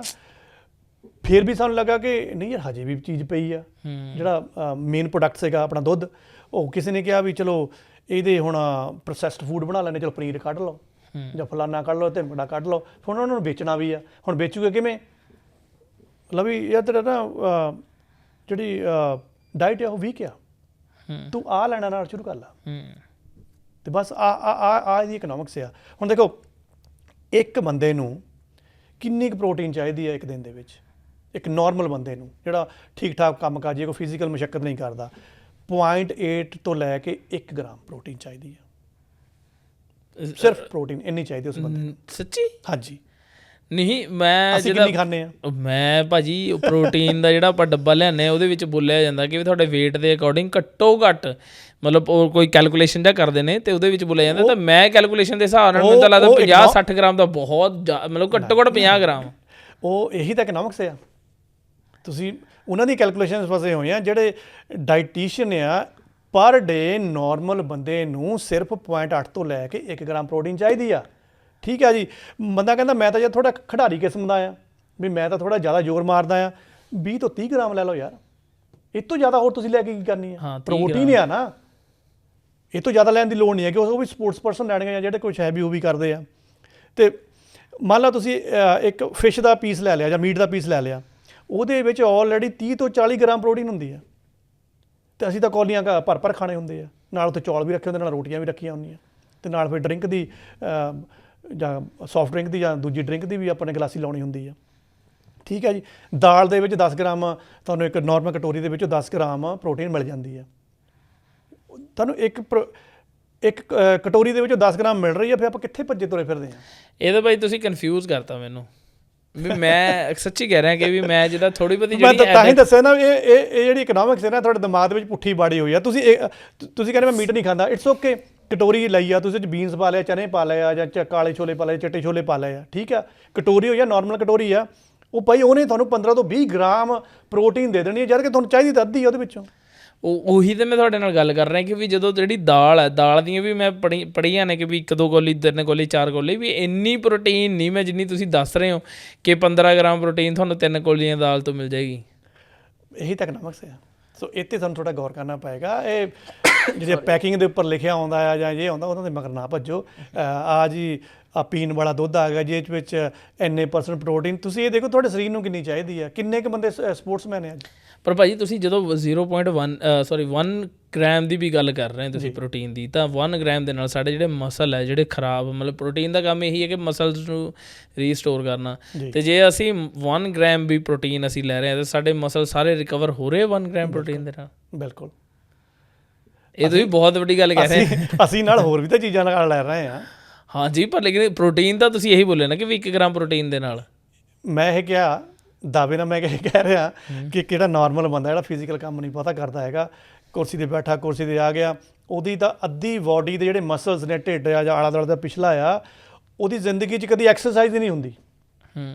ਸਾਡੀ ਬਾਡੀ ਦੇ ਵਿੱਚ ਇਹੋ ਜਿਹੇ ਮਸਲਸ ਵੀ ਆ, ਜੇ ਤੁਸੀਂ ਰਨਿੰਗ ਵਗੈਰਾ ਨਹੀਂ ਕਰਦੇ ਹੈਗੇ, ਉਹ ਉੱਠਕ ਬੈਠਕ ਨਹੀਂ ਕਰਦੇ ਹੈਗੇ, ਉਹ ਮਸਲਸ ਦੇ ਵਿੱਚ ਐਕਟੀਵਿਟੀ ਨਹੀਂ ਹੁੰਦੀ। ਤੇ ਉੱਥੇ ਤਾਂ ਉੱਥੇ ਤਾਂ ਚਰਬੀ ਆਲਰੇਡੀ ਇੰਨੀ ਜਮ੍ਹਾਂ ਹੋਈ ਪਈ ਆ, ਤੁਸੀਂ ਕਿੰਨੀ ਕੁ ਚਰਬੀ ਉਹਦੇ ਵਿੱਚ ਪਾਈ ਜਾਣੀ ਆ? ਬਹੁਤ ਹੁੰਦੀ ਆ 0.8 ਗ੍ਰਾਮ ਇੱਕ ਨੋਰਮਲ ਬੰਦੇ। 0.8 ਗ੍ਰਾਮ ਵੀ ਬਹੁਤ ਜ਼ਿਆਦਾ। ਹਾਂਜੀ, ਇਹਨੂੰ ਤੁਸੀਂ ਵੀ ਘੱਟ ਕਰੋ।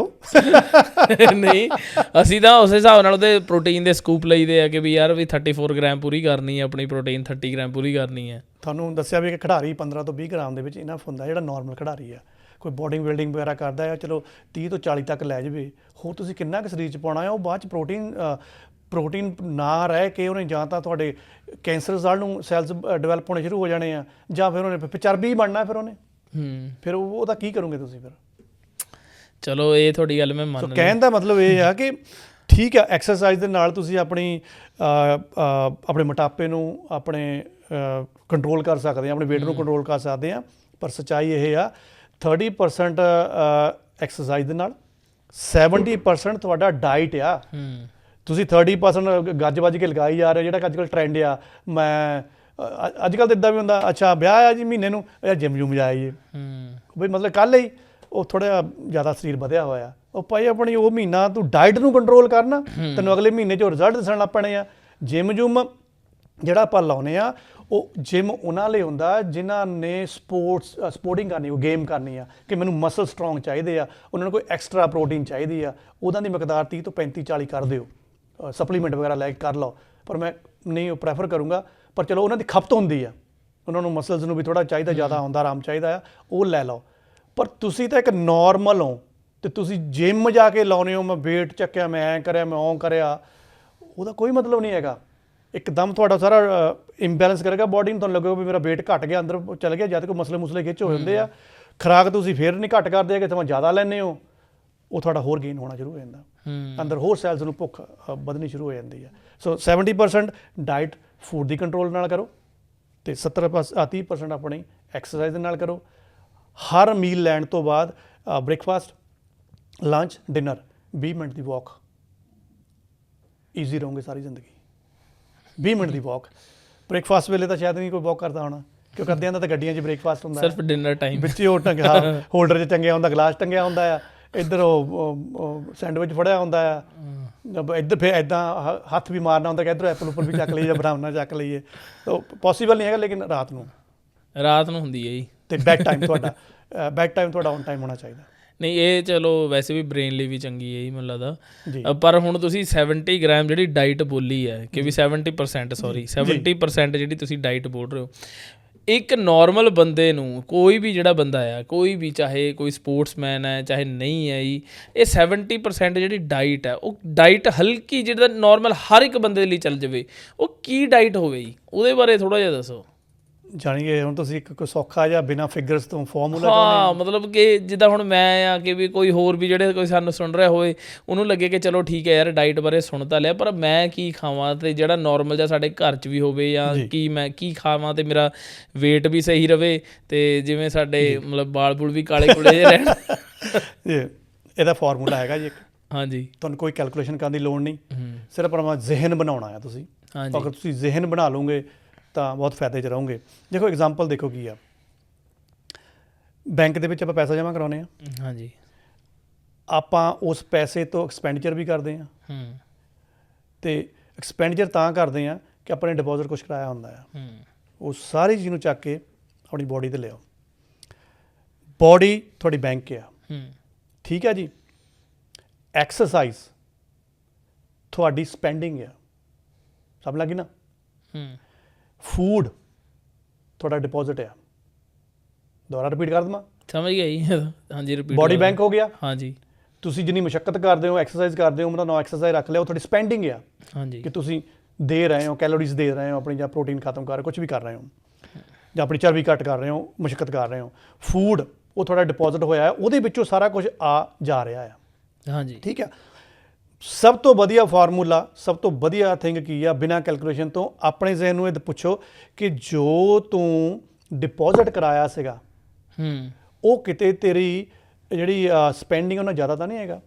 ਮਤਲਬ ਕਿ ਤੂੰ ਜਿੰਨਾ ਫੂਡ ਖਾ ਲਿਆ ਆ, ਤੂੰ ਉਹਨੂੰ ਐਕਸਰਸਾਈਜ਼ ਦੇ ਨਾਲ, ਆਪਣੀ ਮੁਸ਼ੱਕਤ ਦੇ ਨਾਲ ਸਪੈਂਡ ਕਰ ਦਿੱਤਾ ਕਿ ਨਹੀਂ ਕਰ ਦਿੱਤਾ। ਅਗਰ ਤਾਂ ਨਹੀਂ ਕਰ ਦਿੱਤਾ ਤਾਂ ਫੂਡ ਜਮ੍ਹਾਂ ਰਹਿ ਗਿਆ, ਨੈਕਸਟ ਇਨਟੇਕ ਤੁਸੀਂ ਹੋਰ ਲੈ ਲਈ, ਉਹ ਕਿੱਥੇ ਆ? ਚਰਬੀ ਆ। ਹਾਂਜੀ, ਇਹੀ ਸਮੱਸਿਆ ਆਉਂਦੀ ਨਾ ਕਿ ਉਹ ਮੇਰੇ ਬਾਕੀ ਸਾਰਾ ਸਰੀਰ ਠੀਕ ਆ, ਢਿੱਡ ਵਧੀ ਜਾ ਰਿਹਾ, ਕਿਉਂਕਿ ਤੁਹਾਡਾ ਫਾਰਮੂਲਾ ਸੈੱਟ ਨਹੀਂ ਆ ਰਿਹਾ। ਤੁਹਾਡਾ ਸਪੈਂਡਿੰਗ ਅਤੇ ਜਿਹੜਾ ਡਿਪੋਜ਼ਿਟ ਹੈ ਉਹ ਇਕੁਅਲ ਨਹੀਂ ਚੱਲ ਰਿਹਾ। ਜੇ ਤੁਸੀਂ ਇਕੁਅਲ ਹੀ ਕਰ ਲਓਗੇ ਨਾ, ਤੁਸੀਂ ਓਕੇ ਆ। ਪਰ ਮੈਂ ਕੀ ਸੁਜੈਸਟ ਕਰਾਂਗਾ, ਡਿਪੋਜ਼ਿਟ ਨੂੰ ਥੋੜ੍ਹਾ ਘੱਟ ਰੱਖੋ, ਆਪਣੀ ਸਪੈਂਡਿੰਗ ਨੂੰ ਥੋੜ੍ਹਾ ਜਿਹਾ ਵਧਾ ਕੇ ਰੱਖੋ, ਫਿਰ ਬਹੁਤ ਸੈੱਟ ਰਹੋਗੇ। ਸੈੱਟ ਰਹਿਣ ਦਾ ਮਤਲਬ ਕੀ ਆ, ਤੁਹਾਡੀਆਂ ਜਿਹੜੀਆਂ ਬਿਮਾਰੀਆਂ, ਜਿਹੜੀਆਂ ਲਾਮਤਾਂ ਲੱਗਣੀਆਂ ਆ ਵੱਧਦੀ ਉਮਰ ਦੇ ਨਾਲ, ਉਹ ਨਹੀਂ ਤੁਹਾਨੂੰ ਘੇਰਨਗੀਆਂ, ਕਿਉਂਕਿ ਤੁਹਾਡੇ ਅੰਦਰ ਜਿਹੜੇ ਸੈਲਜ਼ ਆ, ਉਹਨਾਂ 'ਚ ਇੰਨੀ ਕੁ ਸ਼ਕਤੀ ਹੁੰਦੀ ਆ। ਉਹ ਇਸ ਚੀਜ਼ ਦੇ ਮਰੀਦ ਨਹੀਂ ਹੁੰਦੇ ਕਿ ਮੈਂ ਬਸ ਆ ਗਏ ਕਬਜ਼ ਆ ਗਏ, ਹੁਣ ਮੈਂ ਖਾਊਂਗਾ, ਹੁਣ ਮੈਂ ਨਜ਼ਾਰੇ ਲੁੱਟੂੰਗਾ। ਸਟਰੋਂਗ ਹੋ ਜਾਂਦੇ ਆ। ਦੂਸਰਾ, ਜਿਹੜੇ ਆਪਾਂ ਡਿਪੋਜ਼ਿਟ ਦੀ ਗੱਲ ਕੀਤੀ ਕਿ ਡਿਪੋਜ਼ਿਟ ਥੋੜ੍ਹਾ ਦਿਓ, ਥੋੜ੍ਹਾ ਘੱਟ ਦਿਆ ਕਰੋ, ਟੈਂਕ ਥੋੜ੍ਹਾ ਖੁੱਲ੍ਹਾ ਛੱਡਿਆ ਕਰੋ। ਡਿਪੋਜ਼ਿਟ ਵੀ ਦੋ ਤਰ੍ਹਾਂ ਦਾ ਹੁੰਦਾ, ਇੱਕ ਹੁੰਦਾ ਆ ਮਸਲ ਡਿਪੋਜ਼ਿਟ। ਮਸਲ ਦੇ ਉੱਪਰ ਡਿਪੋਜ਼ਿਟ ਜ਼ਿਆਦਾ ਦਿਓ, ਕਿਉਂਕਿ ਜਾਂ ਇੱਦਾਂ ਕਹਿ ਲਓ ਬੈਂਕ ਦੀ ਭਾਸ਼ਾ ਨਾਲ ਕਿ ਹੈਵੀ ਡਿਪੋਜ਼ਿਟ ਮਸਲਸ ਦੇ ਉੱਪਰ ਕਰੋ। ਇਹ ਦੇਖੋ ਕਿ ਮੇਰੇ ਮਸਲਸ ਨੂੰ ਕਿੰਨਾ ਚਾਹੀਦਾ, ਉਹ ਜ਼ਰੂਰ ਉਹਨੂੰ ਦੇ ਦਿਓ। ਅਦਰਵਾਈਜ਼ ਤੁਸੀਂ ਫਿਜ਼ੀਕਲੀ ਵੀਕ ਹੋ ਜਾਣਾ, ਕੋਈ ਨਾ ਕੋਈ ਤੁਹਾਨੂੰ ਪਰੇਸ਼ਾਨੀ ਆ ਜਾਏਗਾ, B12 ਘਟ ਜਾਏਗਾ, ਕੁਝ ਵੀ ਹੋ ਜਾਏਗਾ। ਸਸਤਾ ਡਿਪੋਜ਼ਿਟ ਨਹੀਂ ਕਦੀ ਵੀ ਕਰਨਾ। ਸਸਤਾ ਡਿਪੋਜ਼ਿਟ ਕਿਹੜਾ ਆ? ਚਰਬੀ। ਚਰਬੀ। ਚਰਬੀ ਤੇ ਕਦੀ ਡਿਪੋਜ਼ਿਟ ਨਹੀਂ ਕਰਨਾ। ਚਰਬੀ ਤੇ ਡਿਪੋਜ਼ਿਟ ਕਿਹੜਾ ਹੁੰਦਾ ਆ?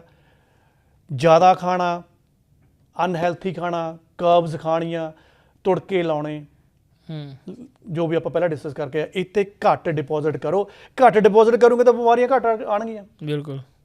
ਸੋ ਇਹ ਚੀਪ ਡਿਪੋਜ਼ਿਟ ਨਹੀਂ ਕਰਨਾ ਹੈਗਾ, ਸਸਤਾ ਡਿਪੋਜ਼ਿਟ ਨਹੀਂ ਕਰਨਾ। ਤੀਸਰਾ, ਮੈਂ ਫੂਡ ਖਾ ਕੇ ਹਟਿਆ, ਮੈਂ ਕਿੱਦਾਂ ਕਰਾਂ ਕਿ ਮੇਰਾ ਜਿਹੜਾ ਮੈਂ ਡਿਪੋਜ਼ਿਟ ਦੇ ਕੇ ਹਟਿਆ, ਮੈਂ ਕਹਿੰਦਾ ਮੈਂ ਡਿਪੋਜ਼ਿਟ ਬਹੁਤ ਵਧੀਆ ਦਿੱਤਾ, ਮੈਂ ਤਾਂ ਥੋੜਾ ਡਿਪੋਜ਼ਿਟ ਦਿੱਤਾ ਹੈ, ਮੈਂ ਐਕਸਪੈਂਡੀਚਰ ਤਾਂ ਜ਼ਿਆਦਾ ਕਰਨੀ, ਮੈਂ ਰਨਿੰਗ ਵੀ ਕਰਨੀ ਜਾ ਕੇ, ਮੈਂ ਇਹ ਵੀ ਕਰਨਾ, ਮੈਂ ਉਹ ਵੀ ਕਰਨਾ। ਕਿੱਦਾਂ ਪਤਾ ਲੱਗੇ ਕਿ ਸਾਡਾ ਡਿਪੋਜ਼ਿਟ ਬਹੁਤ ਵਧੀਆ? ਚਲੋ ਘੱਟ ਨੂੰ ਤਾਂ ਛੱਡੋ, ਇਹੀ ਪਤਾ ਲੱਗ ਜਾਵੇ ਕਿ ਜਿੰਨਾ ਮੈਂ ਡਿਪੋਜ਼ਿਟ ਕੀਤਾ ਉਹ ਬਿਲਕੁਲ ਬੈਸਟ ਡਿਪੋਜ਼ਿਟ ਸੀਗਾ, ਯਾਨੀ ਕਿ ਥੰਬਸ ਅਪ ਵਾਲਾ ਡਿਪੋਜ਼ਿਟ ਸੀਗਾ, ਓਕੇ ਰਿਪੋਰਟ ਡਿਪੋਜ਼ਿਟ ਸੀਗਾ। ਸਭ ਤੋਂ ਪਹਿਲਾਂ ਤਾਂ ਇਹ ਦੇਖੋ, ਜਿੱਦਾਂ ਤੁਸੀਂ ਰਾਤ ਦਾ ਫੂਡ ਖਾਧਾ, ਸਵੇਰ ਨੂੰ ਜਦੋਂ ਉੱਠਦੇ ਆ, ਆਪਣੀ ਜਿਹੜਾ ਹਾਰਟ ਰੇਟ ਹੈ ਨਾ, ਫੋਨ ਫਾਨ ਤਾਂ ਬਥੇਰੇ ਲਾਇਓ, ਕਹਿੰਦੇ ਉਹ 'ਚ ਸਾਰਾ ਕੁਝ ਆਉਂਦਾ ਹੁੰਦਾ, ਪਰ ਵਰਤਦੇ ਵੂਰਤਦੇ ਨਹੀਂ ਹੈਗੇ। ਹਾਂਜੀ, ਚੈੱਕ ਕਰਿਆ ਕਰੋ ਕਿ ਆਪਾਂ ਕਹਿੰਦੇ 72 ਦਾ ਹਾਰਟ ਰੇਟ ਨੋਰਮਲ ਹੈ, ਮੰਨ ਲਓ, ਠੀਕ ਹੈ ਜੀ। ਜਿਹੜਾ ਚੈੱਕ ਕਰਿਆ ਕਰੋ ਰੋਜ਼ ਫੂਡ ਲੈਣ ਤੋਂ ਬਾਅਦ, ਜਾਂ ਜਦੋਂ ਸਵੇਰੇ ਉੱਠੇ ਆ, ਤੁਹਾਡਾ ਦਿਨ ਸਟਾਰਟ ਹੋਣਾ ਆ, ਤੁਹਾਡਾ ਜਿਹੜਾ ਹਾਰਟ ਰੇਟ ਆ ਕਿਤੇ ਐਵੇਂ 8-10 ਪੁਆਇੰਟ ਉੱਪਰ ਹੀ ਤਾਂ ਨਹੀਂ ਚੱਲਦਾ ਰਹਿੰਦਾ। ਜੇ ਉਹ ਉੱਪਰ ਚੱਲਦਾ, ਇਹਦਾ ਮਤਲਬ ਜਿਹੜਾ ਤੁਸੀਂ ਉਹ ਫੂਡ ਲਿਆ ਸੀਗਾ ਉਹ ਗੁੱਡ ਫੂਡ ਨਹੀਂ ਸੀਗਾ। ਉਹ ਇਹਦਾ ਮਤਲਬ ਉਹਦੇ ਵਿੱਚ ਸਸਤਾ ਡਿਪੋਜ਼ਿਟ ਕਰਕੇ ਹਟੇ, ਕੋਈ ਨਾ ਕੋਈ ਤੁਸੀਂ ਕਰਬਸ ਵਗੈਰਾ ਫਾਲਤੂ ਚੀਜ਼ਾਂ ਲੈ ਰਹੇ ਹੋ, ਉਹ ਤੁਹਾਨੂੰ ਵਿੱਚੋਂ ਢੂੰਡਣੀਆਂ ਪੈਣਗੀਆਂ ਵੀ ਤੂੰ ਕੀ ਉੱਥੇ ਬੇਈਮਾਨੀ ਕਰ ਰਿਹਾ ਹੈ। ਠੀਕ ਹੈ ਜੀ। ਇਹ ਨਾ ਹੋਵੇ, ਫਿਰ ਇੱਕ ਹੋਰ ਤਰੀਕਾ ਦੇਖ ਲਓ। ਮੰਨ ਲਓ ਤੁਸੀਂ ਕੋਈ ਫੂਡ ਲੈਂਦੇ ਹੋ, ਠੀਕ ਹੈ ਜੀ, 20 ਮਿੰਟ ਬਾਅਦ ਆਪਣੇ ਜ਼ਿਹਨ ਨੂੰ ਪੁੱਛੋ, ਆਪਣੇ ਢਿੱਡ ਦਾ ਜ਼ਰਾ ਗੌਰ ਕਰੋ ਕਿ ਤੁਸੀਂ ਠੀਕ ਠਾਕ ਹੈਗੇ ਆ, ਕੋਈ ਉਥਲ ਪੁਥਲ ਤਾਂ ਨਹੀਂ ਢਿੱਡ ਦੇ ਵਿੱਚ ਹੋ ਰਹੀ। ਜੇ ਤੁਹਾਡੇ ਉਥਲ ਪੁਥਲ ਹੋ ਰਹੀ ਆ, ਤੁਸੀਂ ਥੋੜ੍ਹਾ ਜਿਹਾ ਅਨਹੈਪੀ ਜਿਹੇ ਹੈਗੇ ਆ, ਤੁਹਾਡੇ ਜ਼ਿਹਨ 'ਚ ਆ ਰਿਹਾ ਕਿ ਯਾਰ ਫੂਡ ਕੁਛ ਗੜਬੜ ਕਰਦੇ ਆ, ਇਹਦਾ ਮਤਲਬ ਤੁਸੀਂ ਥੰਬਸ ਅਪ ਫੂਡ ਨਹੀਂ ਖਾਧਾ ਹੈਗਾ, ਓਕੇ ਰਿਪੋਰਟ ਨਹੀਂ ਤੁਹਾਡੀ ਹੋਈ ਹੈਗੀ। ਫਿਰ 2 ਘੰਟੇ ਬਾਅਦ ਵੀ ਡਿਟੇਲ ਬਣਾ ਕੇ ਦੇਖੋ ਕਿ 2 ਘੰਟੇ ਬਾਅਦ ਵੀ ਮੈਨੂੰ ਉਹੀ ਸਿੰਪਟਮ ਦਿਸੇ ਸੀਗੇ। ਜੇ ਤੁਹਾਨੂੰ 2 ਘੰਟੇ ਬਾਅਦ ਵੀ ਉਹੀ ਲੱਗਦਾ ਕਿ ਮਰੋੜੇ ਜਿਹੇ ਪਈ ਜਾਂਦੇ ਆ, ਕਦੀ ਜੀ ਕਰਦਾ ਕਿ ਯਾਰ ਪੋਟੀ ਆਈ ਵੀ ਹੋਈ ਆ, ਪੋਟੀ ਗੱਲ ਬਣ ਵੀ ਨਹੀਂ ਰਹੀ ਹੈਗੀ, ਇਹਦਾ ਮਤਲਬ ਤੁਸੀਂ ਫਿਰ ਨਾਟ ਗੁੱਡ ਫੂਡ ਲਿਆ ਹੋਇਆ, ਸਸਤਾ ਫੂਡ ਲਿਆ ਹੋਇਆ, ਇਹਨੂੰ ਠੀਕ ਕਰ ਲਓ। ਤੇ ਥਰਡ ਥਿੰਗ, ਨੈਕਸਟ ਤੇ ਜਦੋਂ ਤੁਸੀਂ ਪੋਟੀ 'ਤੇ ਜਾਂਦੇ ਹੋ, ਜੇ ਤਾਂ ਉਹੀ ਉੱਥੇ ਕਿੱਲ ਕੇ ਤੁਸੀਂ ਇੱਥੇ ਖੌਰੂ ਹੀ ਪਾਉਣਾ ਆ, ਜਾਂ ਤੁਹਾਨੂੰ ਇਹੀ ਲੱਗੀ ਜਾਂਦਾ ਕਿ ਉਹ ਬਣੀ ਕਿ ਸਮੂਥਨੈਸ ਜੀ ਹੈ ਨਹੀਂ ਗੀ, ਬਾਬਾ ਢਿੱਡ 'ਚ ਕਰੇਲਾ ਕੁਰਲਾ ਪੈਣ ਨਹੀਂ, ਤਾਂ ਮਤਲਬ ਤੁਸੀਂ ਬਿਲਕੁਲ ਹੀ ਬੈਡ ਫੂਡ ਲੈ ਰਹੇ ਹੋ। ਮਤਲਬ ਜ਼ਿਆਦਾ ਰੀਲਾਂ ਦੇਖ ਲਈਆਂ ਫੋਨ 'ਤੇ। ਸੋ ਇਹ ਸਿੰਪਲ ਤਰੀਕੇ ਹੈ। ਨਹੀਂ, ਇਹ ਤਾਂ ਤੁਸੀਂ ਵਧੀਆ ਦੱਸੇ ਨੇ, ਅਤੇ ਵੀ ਜਿਹੜੀਆਂ ਚੀਜ਼ਾਂ ਨੇ। ਬਾਕੀ ਇੱਕ ਮੈਂ ਗੱਲ ਕਰਨਾ ਚਾਹੁੰਦਾ ਦਰਸ਼ਕਾਂ ਨੂੰ ਕਿ ਜਿਹੜੀ ਡਿਪੋਜ਼ਿਟ ਦੀ ਗੱਲ ਹੋ ਰਹੀ ਆ, ਉਹ ਕੈਲਰੀਜ਼ ਦੇ ਵਿੱਚ ਹੋ ਰਹੀ ਹੈ। ਜਿੱਦਾਂ ਇੱਕ ਰੋਟੀ, ਹਾਂਜੀ, ਇਨਟੇਕ ਆਪਾਂ ਕੈਲਰੀ ਕਿੰਨੀਆਂ ਲੈ ਰਹੇ ਹਾਂ, ਕਿ ਇੱਕ ਰੋਟੀ ਵੀ ਆਪਾਂ ਖਾਂਦੇ ਹਾਂ ਤਾਂ 100 ਕੈਲਰੀਜ਼ ਆਪਾਂ ਲੈ ਲੈਂਦੇ ਇੱਕ ਰੋਟੀ ਦੇ ਵਿੱਚ। ਬਿਲਕੁਲ ਸਹੀ ਹੈ। ਰੋਟੀ ਦੇ ਵਿੱਚ 3 ਗ੍ਰਾਮ ਪ੍ਰੋਟੀਨ ਹੁੰਦੀ ਹੈ। ਹਾਂਜੀ, ਪ੍ਰੋਟੀਨ ਤਾਂ, ਪਰ ਲੇਕਿਨ ਕੈਲਰੀਜ਼ ਜਿਹੜੀ ਆਪਾਂ ਲੈਣੀਆਂ ਨੇ। ਇੱਕ ਤੁਸੀਂ ਵਿਟਾਮਿਨਸ ਦੀ ਵੀ ਗੱਲ ਕੀਤੀ, ਮੈਂ ਜਾਂਦੇ ਜਾਂਦੇ ਇਹ ਵੀ ਥੋੜ੍ਹਾ ਲੰਮਾ ਹੋ ਗਿਆ, ਚਲੋ ਕੋਈ ਨਹੀਂ, ਲੰਮੀਆਂ ਚੀਜ਼ਾਂ ਦੇਖਣੀਆਂ ਵੀ ਸ਼ੁਰੂ ਕਰ ਲਓ। ਹਾਂਜੀ, ਆਪਣੇ ਨਾ ਇੰਡੀਅਨ ਦੇ ਵਿੱਚ ਇੱਕ ਬੜਾ ਟਰੈਂਡ ਆ, ਇੱਕ ਤਾਂ ਪਹਿਲੀ ਗੱਲ ਸਾਡੇ ਵਿਟਾਮਿਨ ਡੀ ਦੀ ਬਹੁਤ ਕਮੀ ਆ। ਹਾਂਜੀ, ਇਹ ਮੈਂ ਤੁਹਾਡੀ ਗੱਲ ਇੱਥੇ ਕੱਟਦਾ ਜੀ, ਕਿਉਂਕਿ ਮੈਂ ਇਹ ਚੀਜ਼ ਦੇਖੀ ਆ।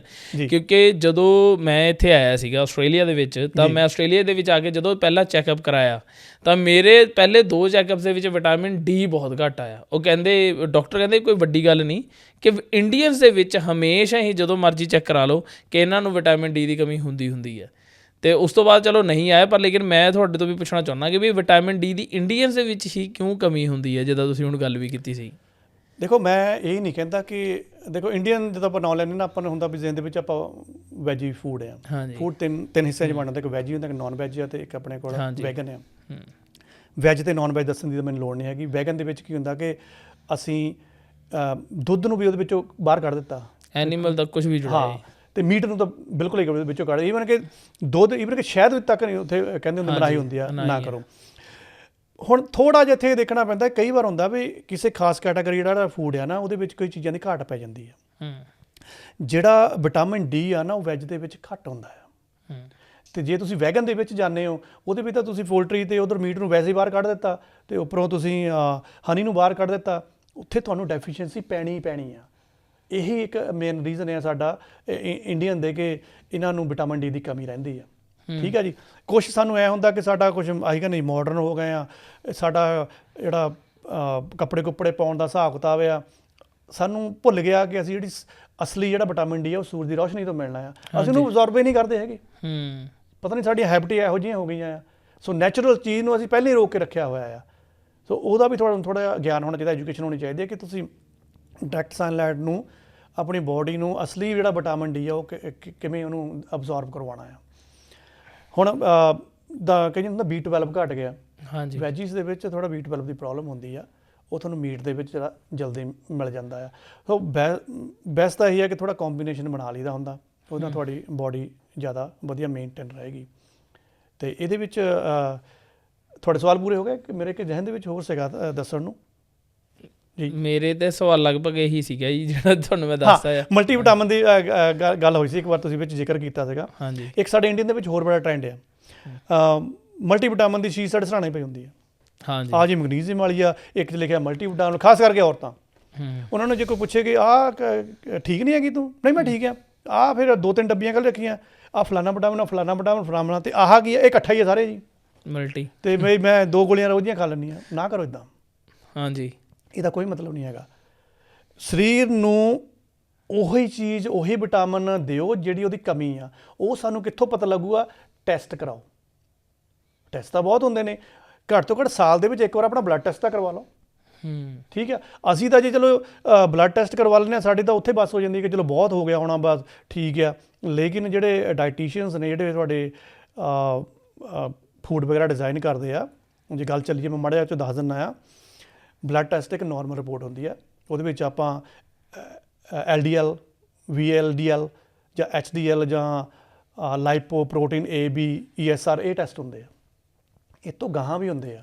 ਸਾਨੂੰ ਕਿੱਦਾਂ ਪਤਾ ਲੱਗੂਗਾ ਸਾਡੇ 'ਚ B12 ਘਟਿਆ ਹੋਇਆ ਹੈ? ਸਾਨੂੰ ਥੋੜ੍ਹਾ ਅਪਰ ਟੈਸਟਾਂ 'ਤੇ ਜਾਣਾ ਪਏਗਾ। ਇਹ ਟੈਸਟ ਵੀ ਇਸ ਨਾਰਮਲ ਬਲੱਡ ਟੈਸਟ ਦੇ ਵਿੱਚ ਹੋ ਜਾਂਦੇ, ਲੇਕਿਨ ਸਾਨੂੰ ਮਾਰਕ ਕਰਨੇ ਪੈਂਦੇ ਆ। ਓਕੇ। ਅਸੀਂ ਮਾਰਕ ਹੀ ਨਹੀਂ ਕਰਦੇ ਹੈਗੇ।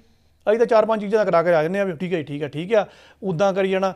ਪਤਾ ਨਹੀਂ 3 ਦਿਨ ਹੋ ਗਏ ਮੇਰੀਆਂ ਲੱਤਾਂ ਦੁਖੀ ਜਾਂਦੀਆਂ ਆ, ਮੈਂ ਹੈਗਾ ਚੰਗਾ ਭਲਾ, ਨਾ ਮੈਨੂੰ ਬੁਖਾਰ ਚੜਿਆ, ਮੇਰੇ ਤਾਂ ਕੜਿੱਲਾਂ ਪੈਣ ਡਈਆਂ ਆ। ਉਹ B12 ਦੀ ਕਮੀ ਆਈ ਆ, ਵੈਜ ਦੇ ਵਿੱਚ ਨਹੀਂ ਮਿਲ ਰਿਹਾ ਹੈਗਾ।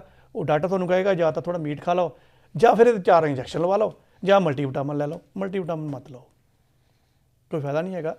ਤੁਸੀਂ ਖੁਰਾਕ ਦੇ ਨਾਲ ਉਹ ਲਓ। ਤੁਸੀਂ ਕਿਡਨੀ ਦੇ ਟੈਸਟ ਜ਼ਰੂਰ ਕਰਵਾ ਲਓ। ਉਹਦੇ ਸਾਡੇ ਕੋਲ ਸੀਰਮ ਟੈਸਟ ਹੁੰਦਾ ਉਹਦਾ, ਠੀਕ ਹੈ ਜੀ, ਯੂਰਿਕ ਐਸਿਡ ਟੈਸਟ ਹੁੰਦਾ ਆ, ਬਲੱਡ ਯੂਰੀਆ ਟੈਸਟ ਜ਼ਰੂਰ ਕਰਵਾਓ। ਇਹ ਵੀ ਤੁਹਾਡੇ ਨੋਰਮਲ ਬਲੱਡ ਟੈਸਟ ਦੇ ਵਿੱਚ ਹੀ ਹੁੰਦੇ ਆ, ਆਪਾਂ ਟਿਕ ਨਹੀਂ ਕਰਦੇ। ਓਕੇ। ਸਾਨੂੰ ਐਜੂਕੇਸ਼ਨ ਨਹੀਂ ਹੈਗੀ, ਉਹਦੇ ਵਿੱਚ ਹੀ ਹੋਣਾ, ਔਰ ਫ੍ਰੀ ਕਾਸਟ ਹੁੰਦੇ ਆ। ਜੇ ਤੁਸੀਂ ਕਹਿ ਲਓ ਵੀ ਥੋੜ੍ਹਾ ਜਿਹਾ ਹੋਰ ਗਾਹਾਂ ਜਾਣਾ ਆ ਕਿ ਜਿਹੜੀ ਆਪਾਂ ਗੱਲ ਕੀਤੀ ਸੀ ਵੀ ਵਿਟਾਮਿਨ ਡੀ ਉਹੀ ਖਾਈ ਜਾਂਦੀ ਜਨਤਾ, ਠੀਕ ਹੈ ਜੀ, ਮੈਂ ਜੀ ਮੇਰੇ 'ਚ ਸੀ ਘਟਿਆ, ਮੈਂ ਔਰੰਜ ਵਾਲੀਆਂ ਖਾਈ ਜਾਂਦੀ ਹਾਂ। ਕਿਸੇ ਨੂੰ ਇਹ ਹੁੰਦਾ ਮੈਂ ਤਾਂ ਇੱਕ ਡੱਬੀ ਰੱਖੀ ਉਹ 'ਚ ਸਾਰੇ ਵਿਟਾਮਿਨ ਆ, ਮੈਂ ਤਾਂ ਵੀ ਇਹ 2 ਗੋਲੀਆਂ ਰੋਜ਼ ਖਾ ਲੈਣਾ। ਕਿਉਂ ਖਾ ਲੈਣਾ? ਕਿਉਂ ਆਪਣੇ ਸਰੀਰ ਨੂੰ ਸਾਰੇ ਉੱਦਾਂ ਹੀ ਦੇਈ ਜਾਂਦਾ? ਜਿਹਦੀ ਤੁਸੀਂ ਟੈਸਟ ਕਰਾ ਲਓ ਨਾ, ਜਿਹੜੀ ਘੱਟ ਹੈ ਉਹ ਵਿਟਾਮਿਨ ਲੈ ਲਓ। ਭਾਈ ਮੈਂ ਖਾਣਾ ਵਿਟਾਮਿਨ ਡੀ।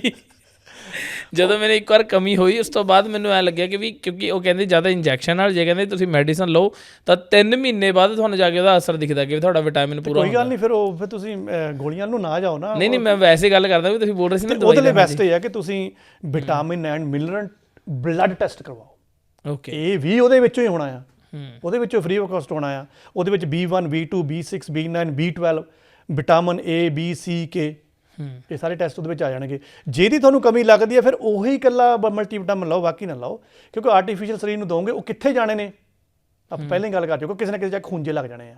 ਇਹ ਵੀ ਭਾਈ ਚਰਬੀ ਬਣਾਉਂਦੇ ਨੇ? ਇਹ ਚਰਬੀ ਨਹੀਂ ਬਣਾਉਣਗੇ, ਇਹ ਫਿਰ ਕੈਂਸਰ ਵਾਲੀਆਂ ਲਾਮਤਾਂ ਪਾਉਣਗੇ, ਕਿਉਂਕਿ ਕੁਛ ਨਾ ਕੁਛ ਤਾਂ ਇਹਨੇ ਸੈੱਲ ਤਾਂ ਡਿਸਟਰੋਏ ਕਰਨੇ ਆ ਨਾ। ਫਿਰ ਮੁਸ਼ਕਿਲ ਆਏਗੀ ਤੁਹਾਨੂੰ, ਕਿਉਂਕਿ ਆਪਾਂ ਨੂੰ ਤਾਂ ਇਹ ਨਹੀਂ ਪਤਾ ਹੁੰਦਾ ਫਿਰ ਇਹਨੂੰ ਬਾਹਰ ਕਿਵੇਂ ਕੱਢਣਾ ਆ। ਫਿਜ਼ੀਕਲੀ ਆਪਾਂ ਚੱਲਦੇ ਨਹੀਂ ਹੈਗੇ।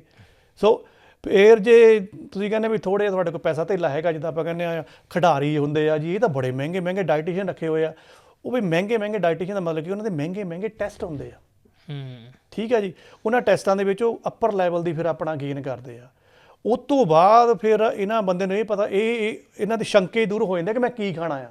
ਇਹਨਾਂ ਨੂੰ ਇਹ ਪਤਾ ਲੱਗ ਜਾਂਦਾ ਕਿ ਮੇਰੇ ਸਰੀਰ 'ਚ ਕਿਹੜਾ ਸਹੀ ਆ, ਕਿਹੜਾ ਠੀਕ ਨਹੀਂ ਹੈਗਾ, ਉਹਦੇ ਲਈ ਕਿਹੜੀ ਚੀਜ਼ ਬਣੀ ਆ, ਚੁੱਪ ਕਰਕੇ ਲਈ ਜਾਂਦੇ ਆ।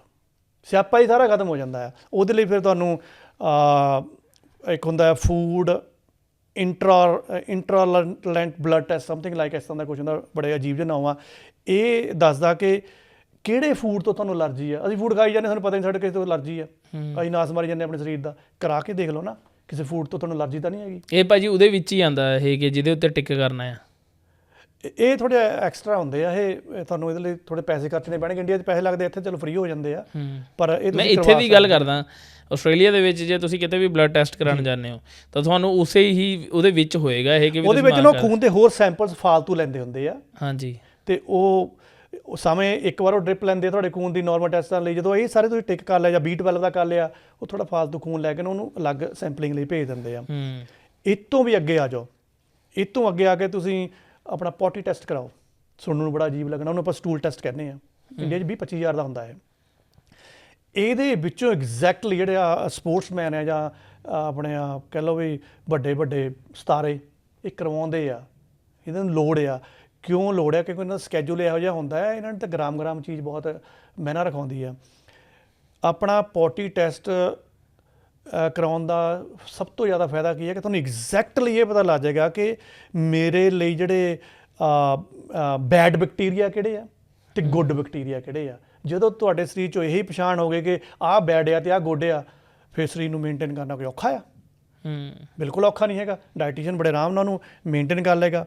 ਫਿਰ ਇਹ ਤੋਂ ਵੀ ਗਾਹਾਂ ਜਿਹੜਾ ਨਿਊਟ੍ਰੀਸ਼ਨ ਜੈਨੇਟਿਕ ਟੈਸਟ ਕਰਵਾ ਲਓ, ਜੈਨੇਟਿਕ ਫਿਟਨੈਸ ਟੈਸਟ ਕਰਵਾ ਲਓ, ਹੈਲਥ ਜੀਨ ਟੈਸਟ ਕਰਵਾ ਲਓ, ਡਰੱਗ ਜੀਨ ਟੈਸਟ ਕਰਵਾ ਲਓ। ਉਹ ਥੋੜ੍ਹੇ ਪੈਸੇ ਲੱਗਣਗੇ, ਲੇਕਿਨ ਕਰਵਾਉਂਦੇ ਜਾਓਗੇ ਤਾਂ ਤੁਹਾਨੂੰ ਐਗਜ਼ੈਕਟ ਪਤਾ ਲੱਗ ਜਾਏਗਾ ਮੇਰੀ ਬੋਡੀ ਕੀ ਮੰਗਦੀ ਹੈ, ਮੈਂ ਕਿੰਨਾ ਦੇਣਾ ਔਰ ਕਿੰਨਾ ਨਹੀਂ ਦੇਣਾ। ਬਟ ਇਹਦੇ ਨਾਲ 20-30-40 ਮਿੰਟ ਰੋਜ਼ਾਨਾ ਦੀ ਐਕਸਰਸਾਈਜ਼ ਜ਼ਰੂਰ ਕਰ ਲਓ। ਵਾਕਿੰਗ ਐਕਸਰਸਾਈਜ਼ ਨਹੀਂ ਹੁੰਦੀ ਹੈਗੀ। ਵਾਕਿੰਗ ਜਸਟ ਵਾਕਿੰਗ ਹੁੰਦੀ ਆ, ਉਹ 'ਚ ਬਰੀਥਿੰਗ ਹੁੰਦੀ ਆ। ਐਕਸਰਸਾਈਜ਼ ਮੈਂ ਪਹਿਲਾਂ ਕਿਹਾ ਨਾ ਵੀ ਬੋਡੀ ਦੇ ਕੁਛ ਇਹੋ ਜਿਹੇ ਮਸਲੇ ਜਿਹਨਾਂ ਨੂੰ ਜ਼ਿੰਦਗੀ ਭਰ ਹਿਲਾਉਂਦੇ ਨਹੀਂ ਢੰਗ ਨਾਲ, ਉਹ ਐਕਸਰਸਾਈਜ਼ ਨਾਲ ਹਿੱਲਣੇ ਆ। ਤੁਸੀਂ ਆਪ ਮਾੜੀ ਜਿਹੀ ਨਿਗਾਹ ਮਾਰ ਕੇ ਦੇਖ ਲਓ ਕਿੱਥੇ ਕਿੱਥੇ ਕੀ ਲੱਗਿਆ ਹੋਇਆ ਸਾਡੇ ਔਰਗਨ। ਅਤੇ ਟਾਈਮ ਨਾਲ ਬੈੱਡ 'ਤੇ ਜਾਓ, ਸਕਰੀਨਿੰਗ ਟਾਈਮ ਆਪਣਾ ਘਟਾਓ। ਕਹਿਣ ਨੂੰ ਤਾਂ ਹੋਰ ਬਹੁਤ ਕੁਛ ਹੈਗਾ ਪਰ ਲੰਮਾ ਹੋ ਜਾਏਗਾ। ਨਹੀਂ, ਇਹ ਚੀਜ਼ ਭਾਜੀ ਨਾ ਇੱਕ ਨੈਟਫਲਿਕਸ ਦੇ ਉੱਤੇ ਸੀਰੀਜ਼ ਆਈ, ਇੱਕ ਡਾਕੂਮੈਂਟਰੀ ਹੈ, ਇਹ ਸੀਰੀਜ਼ ਡਾਕੂਮੈਂਟਰੀ ਹੈ ਤਾਂ ਮਤਲਬ ਕਹਿ ਜਾਵੇ ਕਿ ਉਹਦੇ ਵਿੱਚ ਇੱਕ ਬੰਦਾ ਆਪਣੀ ਏਜ ਨੂੰ ਰਿਵਰਸ ਕਰ ਰਿਹਾ। ਇਹ ਬੜਾ ਫੇਮਸ ਹੈ ਵਰਲਡ ਦੇ ਵਿੱਚ ਇਹ ਬੰਦਾ। ਹਾਂਜੀ, ਉਹ ਰਿਵਰਸ ਉਹ ਇਸੇ ਤਰੀਕੇ ਨਾਲ ਕਰ ਰਿਹਾ ਕਿ ਉਹਦੇ ਇੰਨੇ ਟੈਸਟ ਹੁੰਦੇ ਆ ਪੂਰੇ ਦਿਨ ਦੇ ਵਿੱਚ, ਕਰਾਉਣੇ ਪੈਣੇ ਆ। ਨਹੀਂ, ਉਹ ਦਿਨ ਦਾ ਤਾਂ ਪਤਾ ਨਹੀਂ ਮੈਨੂੰ ਕੀ ਆ। ਨਹੀਂ, ਉਸਨੂੰ ਦਿਨ, ਉਹ ਬੰਦਾ ਬਹੁਤ ਮਿਲੀਨੀਅਰ ਬੰਦਾ, ਬਹੁਤ ਮਤਲਬ ਕਿ ਅਮੀਰ ਹੈ, ਪਰ ਉਹ ਜਿਹੜੀਆਂ ਚੀਜ਼ਾਂ ਕਰ ਰਿਹਾ ਹੈ ਮਤਲਬ ਕਿ ਨੋਰਮਲੀ ਜਿੱਦਾਂ ਚਾਹੇ ਡਾਈਟ, ਉਹ ਪੂਰੇ ਦਿਨ ਦੇ ਵਿੱਚ ਸਿਰਫ ਇੱਕ ਟਾਈਮ ਰੋਟੀ ਖਾਂਦਾ ਪੂਰੇ ਦਿਨ ਦੇ ਵਿੱਚ। ਉਸ ਤੋਂ ਬਾਅਦ ਉਹ ਮਤਲਬ ਕਿ ਕੋਈ ਮੀਲ ਨਹੀਂ ਲੈਂਦਾ। ਤੇ ਜੀ ਮੈਂ ਵਿੱਚ ਰੋਕਦਾ ਤੁਹਾਨੂੰ, ਚੰਗਾ ਡਾਇਟੀਸ਼ੀਅਨ ਹਾਂਜੀ ਤੁਹਾਨੂੰ, ਤੁਸੀਂ ਕਹਿੰਦੇ ਮੈਂ ਆਪਣਾ ਵੇਟ ਘਟਾਉਣਾ ਆ, ਕਦੀ ਤੁਹਾਨੂੰ ਇਹ ਨਹੀਂ ਕਹੂਗਾ ਕਿ ਮੈਂ ਤੇਰੀ ਖੁਰਾਕ ਰੋਕਣ ਲੱਗਾ। ਨੋ, ਖੁਰਾਕ ਰੋਕ ਕੇ ਕਦੀ ਵੀ ਭਾਰ ਨਹੀਂ ਘਟਾਈਦਾ ਹੁੰਦਾ। ਹਾਂਜੀ, ਉਹ ਸਥਿਰ ਨਹੀਂ ਰਹਿਣਾ ਹੈਗਾ। ਤੁਹਾਨੂੰ ਇੱਕਦਮ ਇਫੈਕਟ ਲੱਗੂਗਾ, ਬਾਅਦ 'ਚ ਤੁਹਾਡੇ ਸਰੀਰ ਨੇ ਇੰਨੀ ਕੁ ਡਿਮਾਂਡ ਕਰਨੀ, ਤੁਸੀਂ ਵਰਸ ਹੋ ਜਾਣਾ ਆ। ਭਾਰ ਘੱਟ ਕਰਨ ਦਾ ਤਰੀਕਾ ਇਹੀ ਹੈ, ਜਿਹੜਾ ਚੰਗਾ ਡਾਇਟੀਸ਼ੀਅਨ ਤੁਹਾਨੂੰ ਇਹ ਗਾਈਡ ਕਰੂਗਾ, ਬੈਲੈਂਸਡ ਫੂਡ ਲਾ, ਹੌਲੀ ਹੌਲੀ ਕਰਕੇ ਤੁਹਾਨੂੰ ਯੂਜ਼ ਟੂ ਕਰਾਉਣਾ ਸ਼ੁਰੂ ਕਰੇਗਾ। ਯੈਸ, ਅਤੇ ਤੁਹਾਨੂੰ ਕਹੇਗਾ ਚੀਟ ਮੀਲ ਨਹੀਂ ਕਰਨਾ, ਬੇਈਮਾਨੀ ਨਹੀਂ ਕਰਨੀ। ਚੀਟ ਮੀਲ ਕਰੇਗਾ 3 ਦਿਨ ਪਿੱਛੇ ਹੋ ਜਾਏਗਾ, 4 ਦਿਨ ਪਿੱਛੇ ਹੋ ਜਾਏਗਾ, ਔਰ ਉਹ ਫਿਰ ਤੁਹਾਨੂੰ ਇੱਕ ਪੱਕਾ ਬੇਸ ਬਣਾ ਕੇ ਦਿੰਦੀ ਆ। ਇਹ ਜਿਹੜਾ ਇਹ ਸੱਚਾਈ ਆ ਕਿ ਉਹ ਕਾਫੀ ਰਿਪੋਰਟਾਂ ਉਹਦੀਆਂ ਆਈਆਂ ਆ ਕਿ ਉਹ ਜਵਾਨ ਹੁੰਦਾ ਜਾ ਰਿਹਾ। ਸਿੰਪਲ ਲੈਂਗੁਏਜ ਇਹ ਹੈ ਕਿ ਤੁਹਾਡਾ ਸਰੀਰ ਉਮਰ ਵੱਧ ਰਹੀ ਹੈ, ਤੁਹਾਡੇ ਸੈਲਸ ਖਤਮ ਹੋ ਰਹੇ ਆ। ਆਪਣੀ ਬੋਡੀ ਨੂੰ 5 ਸਾਲ ਪਿੱਛੇ ਕਰ ਲਿਆ। ਤੁਸੀਂ ਸਾਰੀਆਂ ਰਿਪੋਰਟਾਂ ਕੱਢ ਕੇ ਐਗਜ਼ੈਕਟ ਦੱਸ ਦਿੰਦੇ ਹੋ ਕਿ ਮੇਰੇ ਸਰੀਰ 'ਚ ਆਹ ਚੀਜ਼ ਇੰਨੀ ਘਟੀ ਆ, ਲਾ ਵੀ ਪੂਰਾ ਬੈਲੈਂਸ ਕਰਕੇ ਪਾ ਦੇ। ਜਦ ਬੈਲੈਂਸ ਹੋ ਗਿਆ ਤਾਂ ਫਿਰ ਜਵਾਨ ਹੀ ਹੋ ਗਏ ਨਾ। ਫਿਰ ਤੁਸੀਂ 40 ਦੇ ਉੱਪਰ ਆ ਕੇ ਵੀ ਤੁਸੀਂ 30 ਤੇ ਟਿਕੇ ਹੋਏ ਆ। ਪੋਸੀਬਲ ਆ, ਉਹ ਕਰ ਰਿਹਾ ਹੀ ਪੋਸੀਬਲ ਹਜੇ। ਉਹ ਕਹਿੰਦਾ ਮੈਂ ਆਪਣੇ ਆਪ ਨੂੰ 18 ਸਾਲ ਤੇ ਜਾ ਕੇ ਰੋਕਣਾ ਆ, ਤਾਂ ਕਿ ਚਾਹੇ ਜਿੰਨਾ ਮਰਜੀ ਮੇਰੀ ਬੋਡੀ ਸਾਰੀ 18 ਸਾਲ 19 ਸਾਲ ਦੀ ਰਹੇ। ਤਾਂ ਇਸ ਲਈ ਉਹਦੀ ਜਿੰਨੀ ਕਹਿ ਦਿਓ ਕੋਸ਼ਿਸ਼। ਬਾਕੀ ਇੱਕ ਭਾਜੀ ਲਾਸਟ ਜਿਹੜਾ ਮੇਰਾ ਇੱਕ ਸਵਾਲ ਹੈ ਕਿ ਵੀ ਜਿੰਨੇ ਸਾਰੇ ਮਤਲਬ ਕਹਿ ਦਿਓ ਡਾਈਟੀਸ਼ੀਅਨ ਬਣੇ ਹੋਏ ਨੇ, ਮਤਲਬ ਕਿ ਹੱਦ ਤੋਂ ਵੱਧ ਬਹੁਤ ਸਾਰੇ ਇੱਦਾਂ ਦੇ ਮਾਡਲ ਆਏ ਹੋਏ ਜਿਹਦੇ 'ਚ ਉਹ ਪੈਸੇ ਵੀ ਕਮਾਉਂਦੇ ਆ ਅਤੇ ਬੰਦਿਆਂ ਨੂੰ ਪਤਲੇ ਵੀ ਕਰਦੇ ਆ। ਕਿ ਉਹਦੇ ਵਿੱਚ ਜਿੱਦਾਂ ਕਹਿ ਦਿੰਦੇ ਕਿ ਵੀ ਸਿਰਫ ਸੂਪ ਦੇ ਸਿਰ ਦੇ ਉੱਤੇ ਕਿ ਤੁਸੀਂ ਸੂਪ ਅਲੱਗ-ਅਲੱਗ ਸਬਜ਼ੀਆਂ ਦੇ ਸੂਪ ਬਣਾ ਕੇ ਪੀਣੇ ਆ ਅਤੇ ਤੁਸੀਂ ਮਹੀਨੇ ਦੇ ਵਿੱਚ 1.5 ਮਹੀਨੇ ਦੇ ਵਿੱਚ weight lose ਕਰਨੇ ਆ। ਜਦੋਂ ਤੁਸੀਂ ਖੁਦ ਕਰ ਜਾਂਦੇ weight lose ਤੇ ਫਿਰ ਉਸ ਤੋਂ ਬਾਅਦ ਤੁਸੀਂ ਉਹਨਾਂ ਦੇ ਜਿੱਦਾਂ ਤੁਸੀਂ ਬੋਲ ਰਹੇ ਜਿਹੜੇ ਮਲਟੀ ਵਿਟਾਮਿਨ ਹੋ ਗਏ ਜਾਂ ਹੋਰ ਉਹਨਾਂ ਦੀਆਂ ਦਵਾਈਆਂ ਹੋ ਗਈਆਂ ਤੁਸੀਂ ਨਾਲ ਉਹ ਵੀ ਲੈਣੀਆਂ ਨੇ ਅਤੇ ਸਿਰਫ ਸੂਪ ਪੀਣੇ ਆ। ਇੱਕ ਹੈਗੇ ਨੇ ਚਾਹ, ਮਤਲਬ ਉਹਨਾਂ ਦੀਆਂ ਚਾਹਾਂ ਨੇ ਜਾਂ ਜੂਸ ਨੇ ਵੀ ਉਹ ਸਿਰਫ ਜੂਸ ਪੀਣੇ ਆ, ਚਾਹ ਪੀਣੀ ਆ, ਤੁਸੀਂ ਉਸ ਤੋਂ ਬਾਅਦ weight lose ਕਰ ਜਾਣਾ ਅਤੇ ਫਿਰ ਤੁਸੀਂ ਸਿਰਫ ਸੂਪ 'ਤੇ ਜਾਂ ਚਾਹਾਂ 'ਤੇ ਰਹਿ ਜਾਣਾ।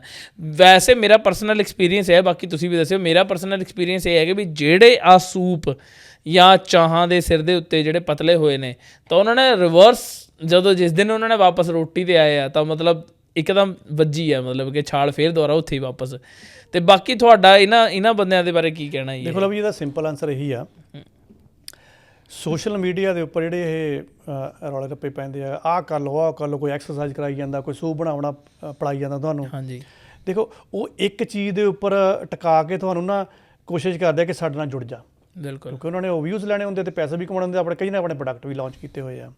ਚੰਗਾ ਡਾਇਟੀਸ਼ੀਅਨ ਜਿਹੜਾ ਹੁੰਦਾ ਆ ਉਹ ਤੁਹਾਨੂੰ ਇੱਕ ਬੈਲੈਂਸਡ ਫੂਡ ਬਣਾ ਕੇ ਦਿੰਦਾ। ਉਹਦੇ ਵਿੱਚ ਸੂਪ ਵੀ, ਸਬਜ਼ੀਆਂ ਵੀ, ਤੁਹਾਡਾ ਜੋ ਵੀ ਨੌਨ ਵੈਜ ਜਾਂ ਵੈਜ ਜਾਂ ਕੁਛ ਵੀ ਆ, ਉਹਦਾ ਇੱਕ ਬੈਲੈਂਸਡ ਹੁੰਦਾ ਆ।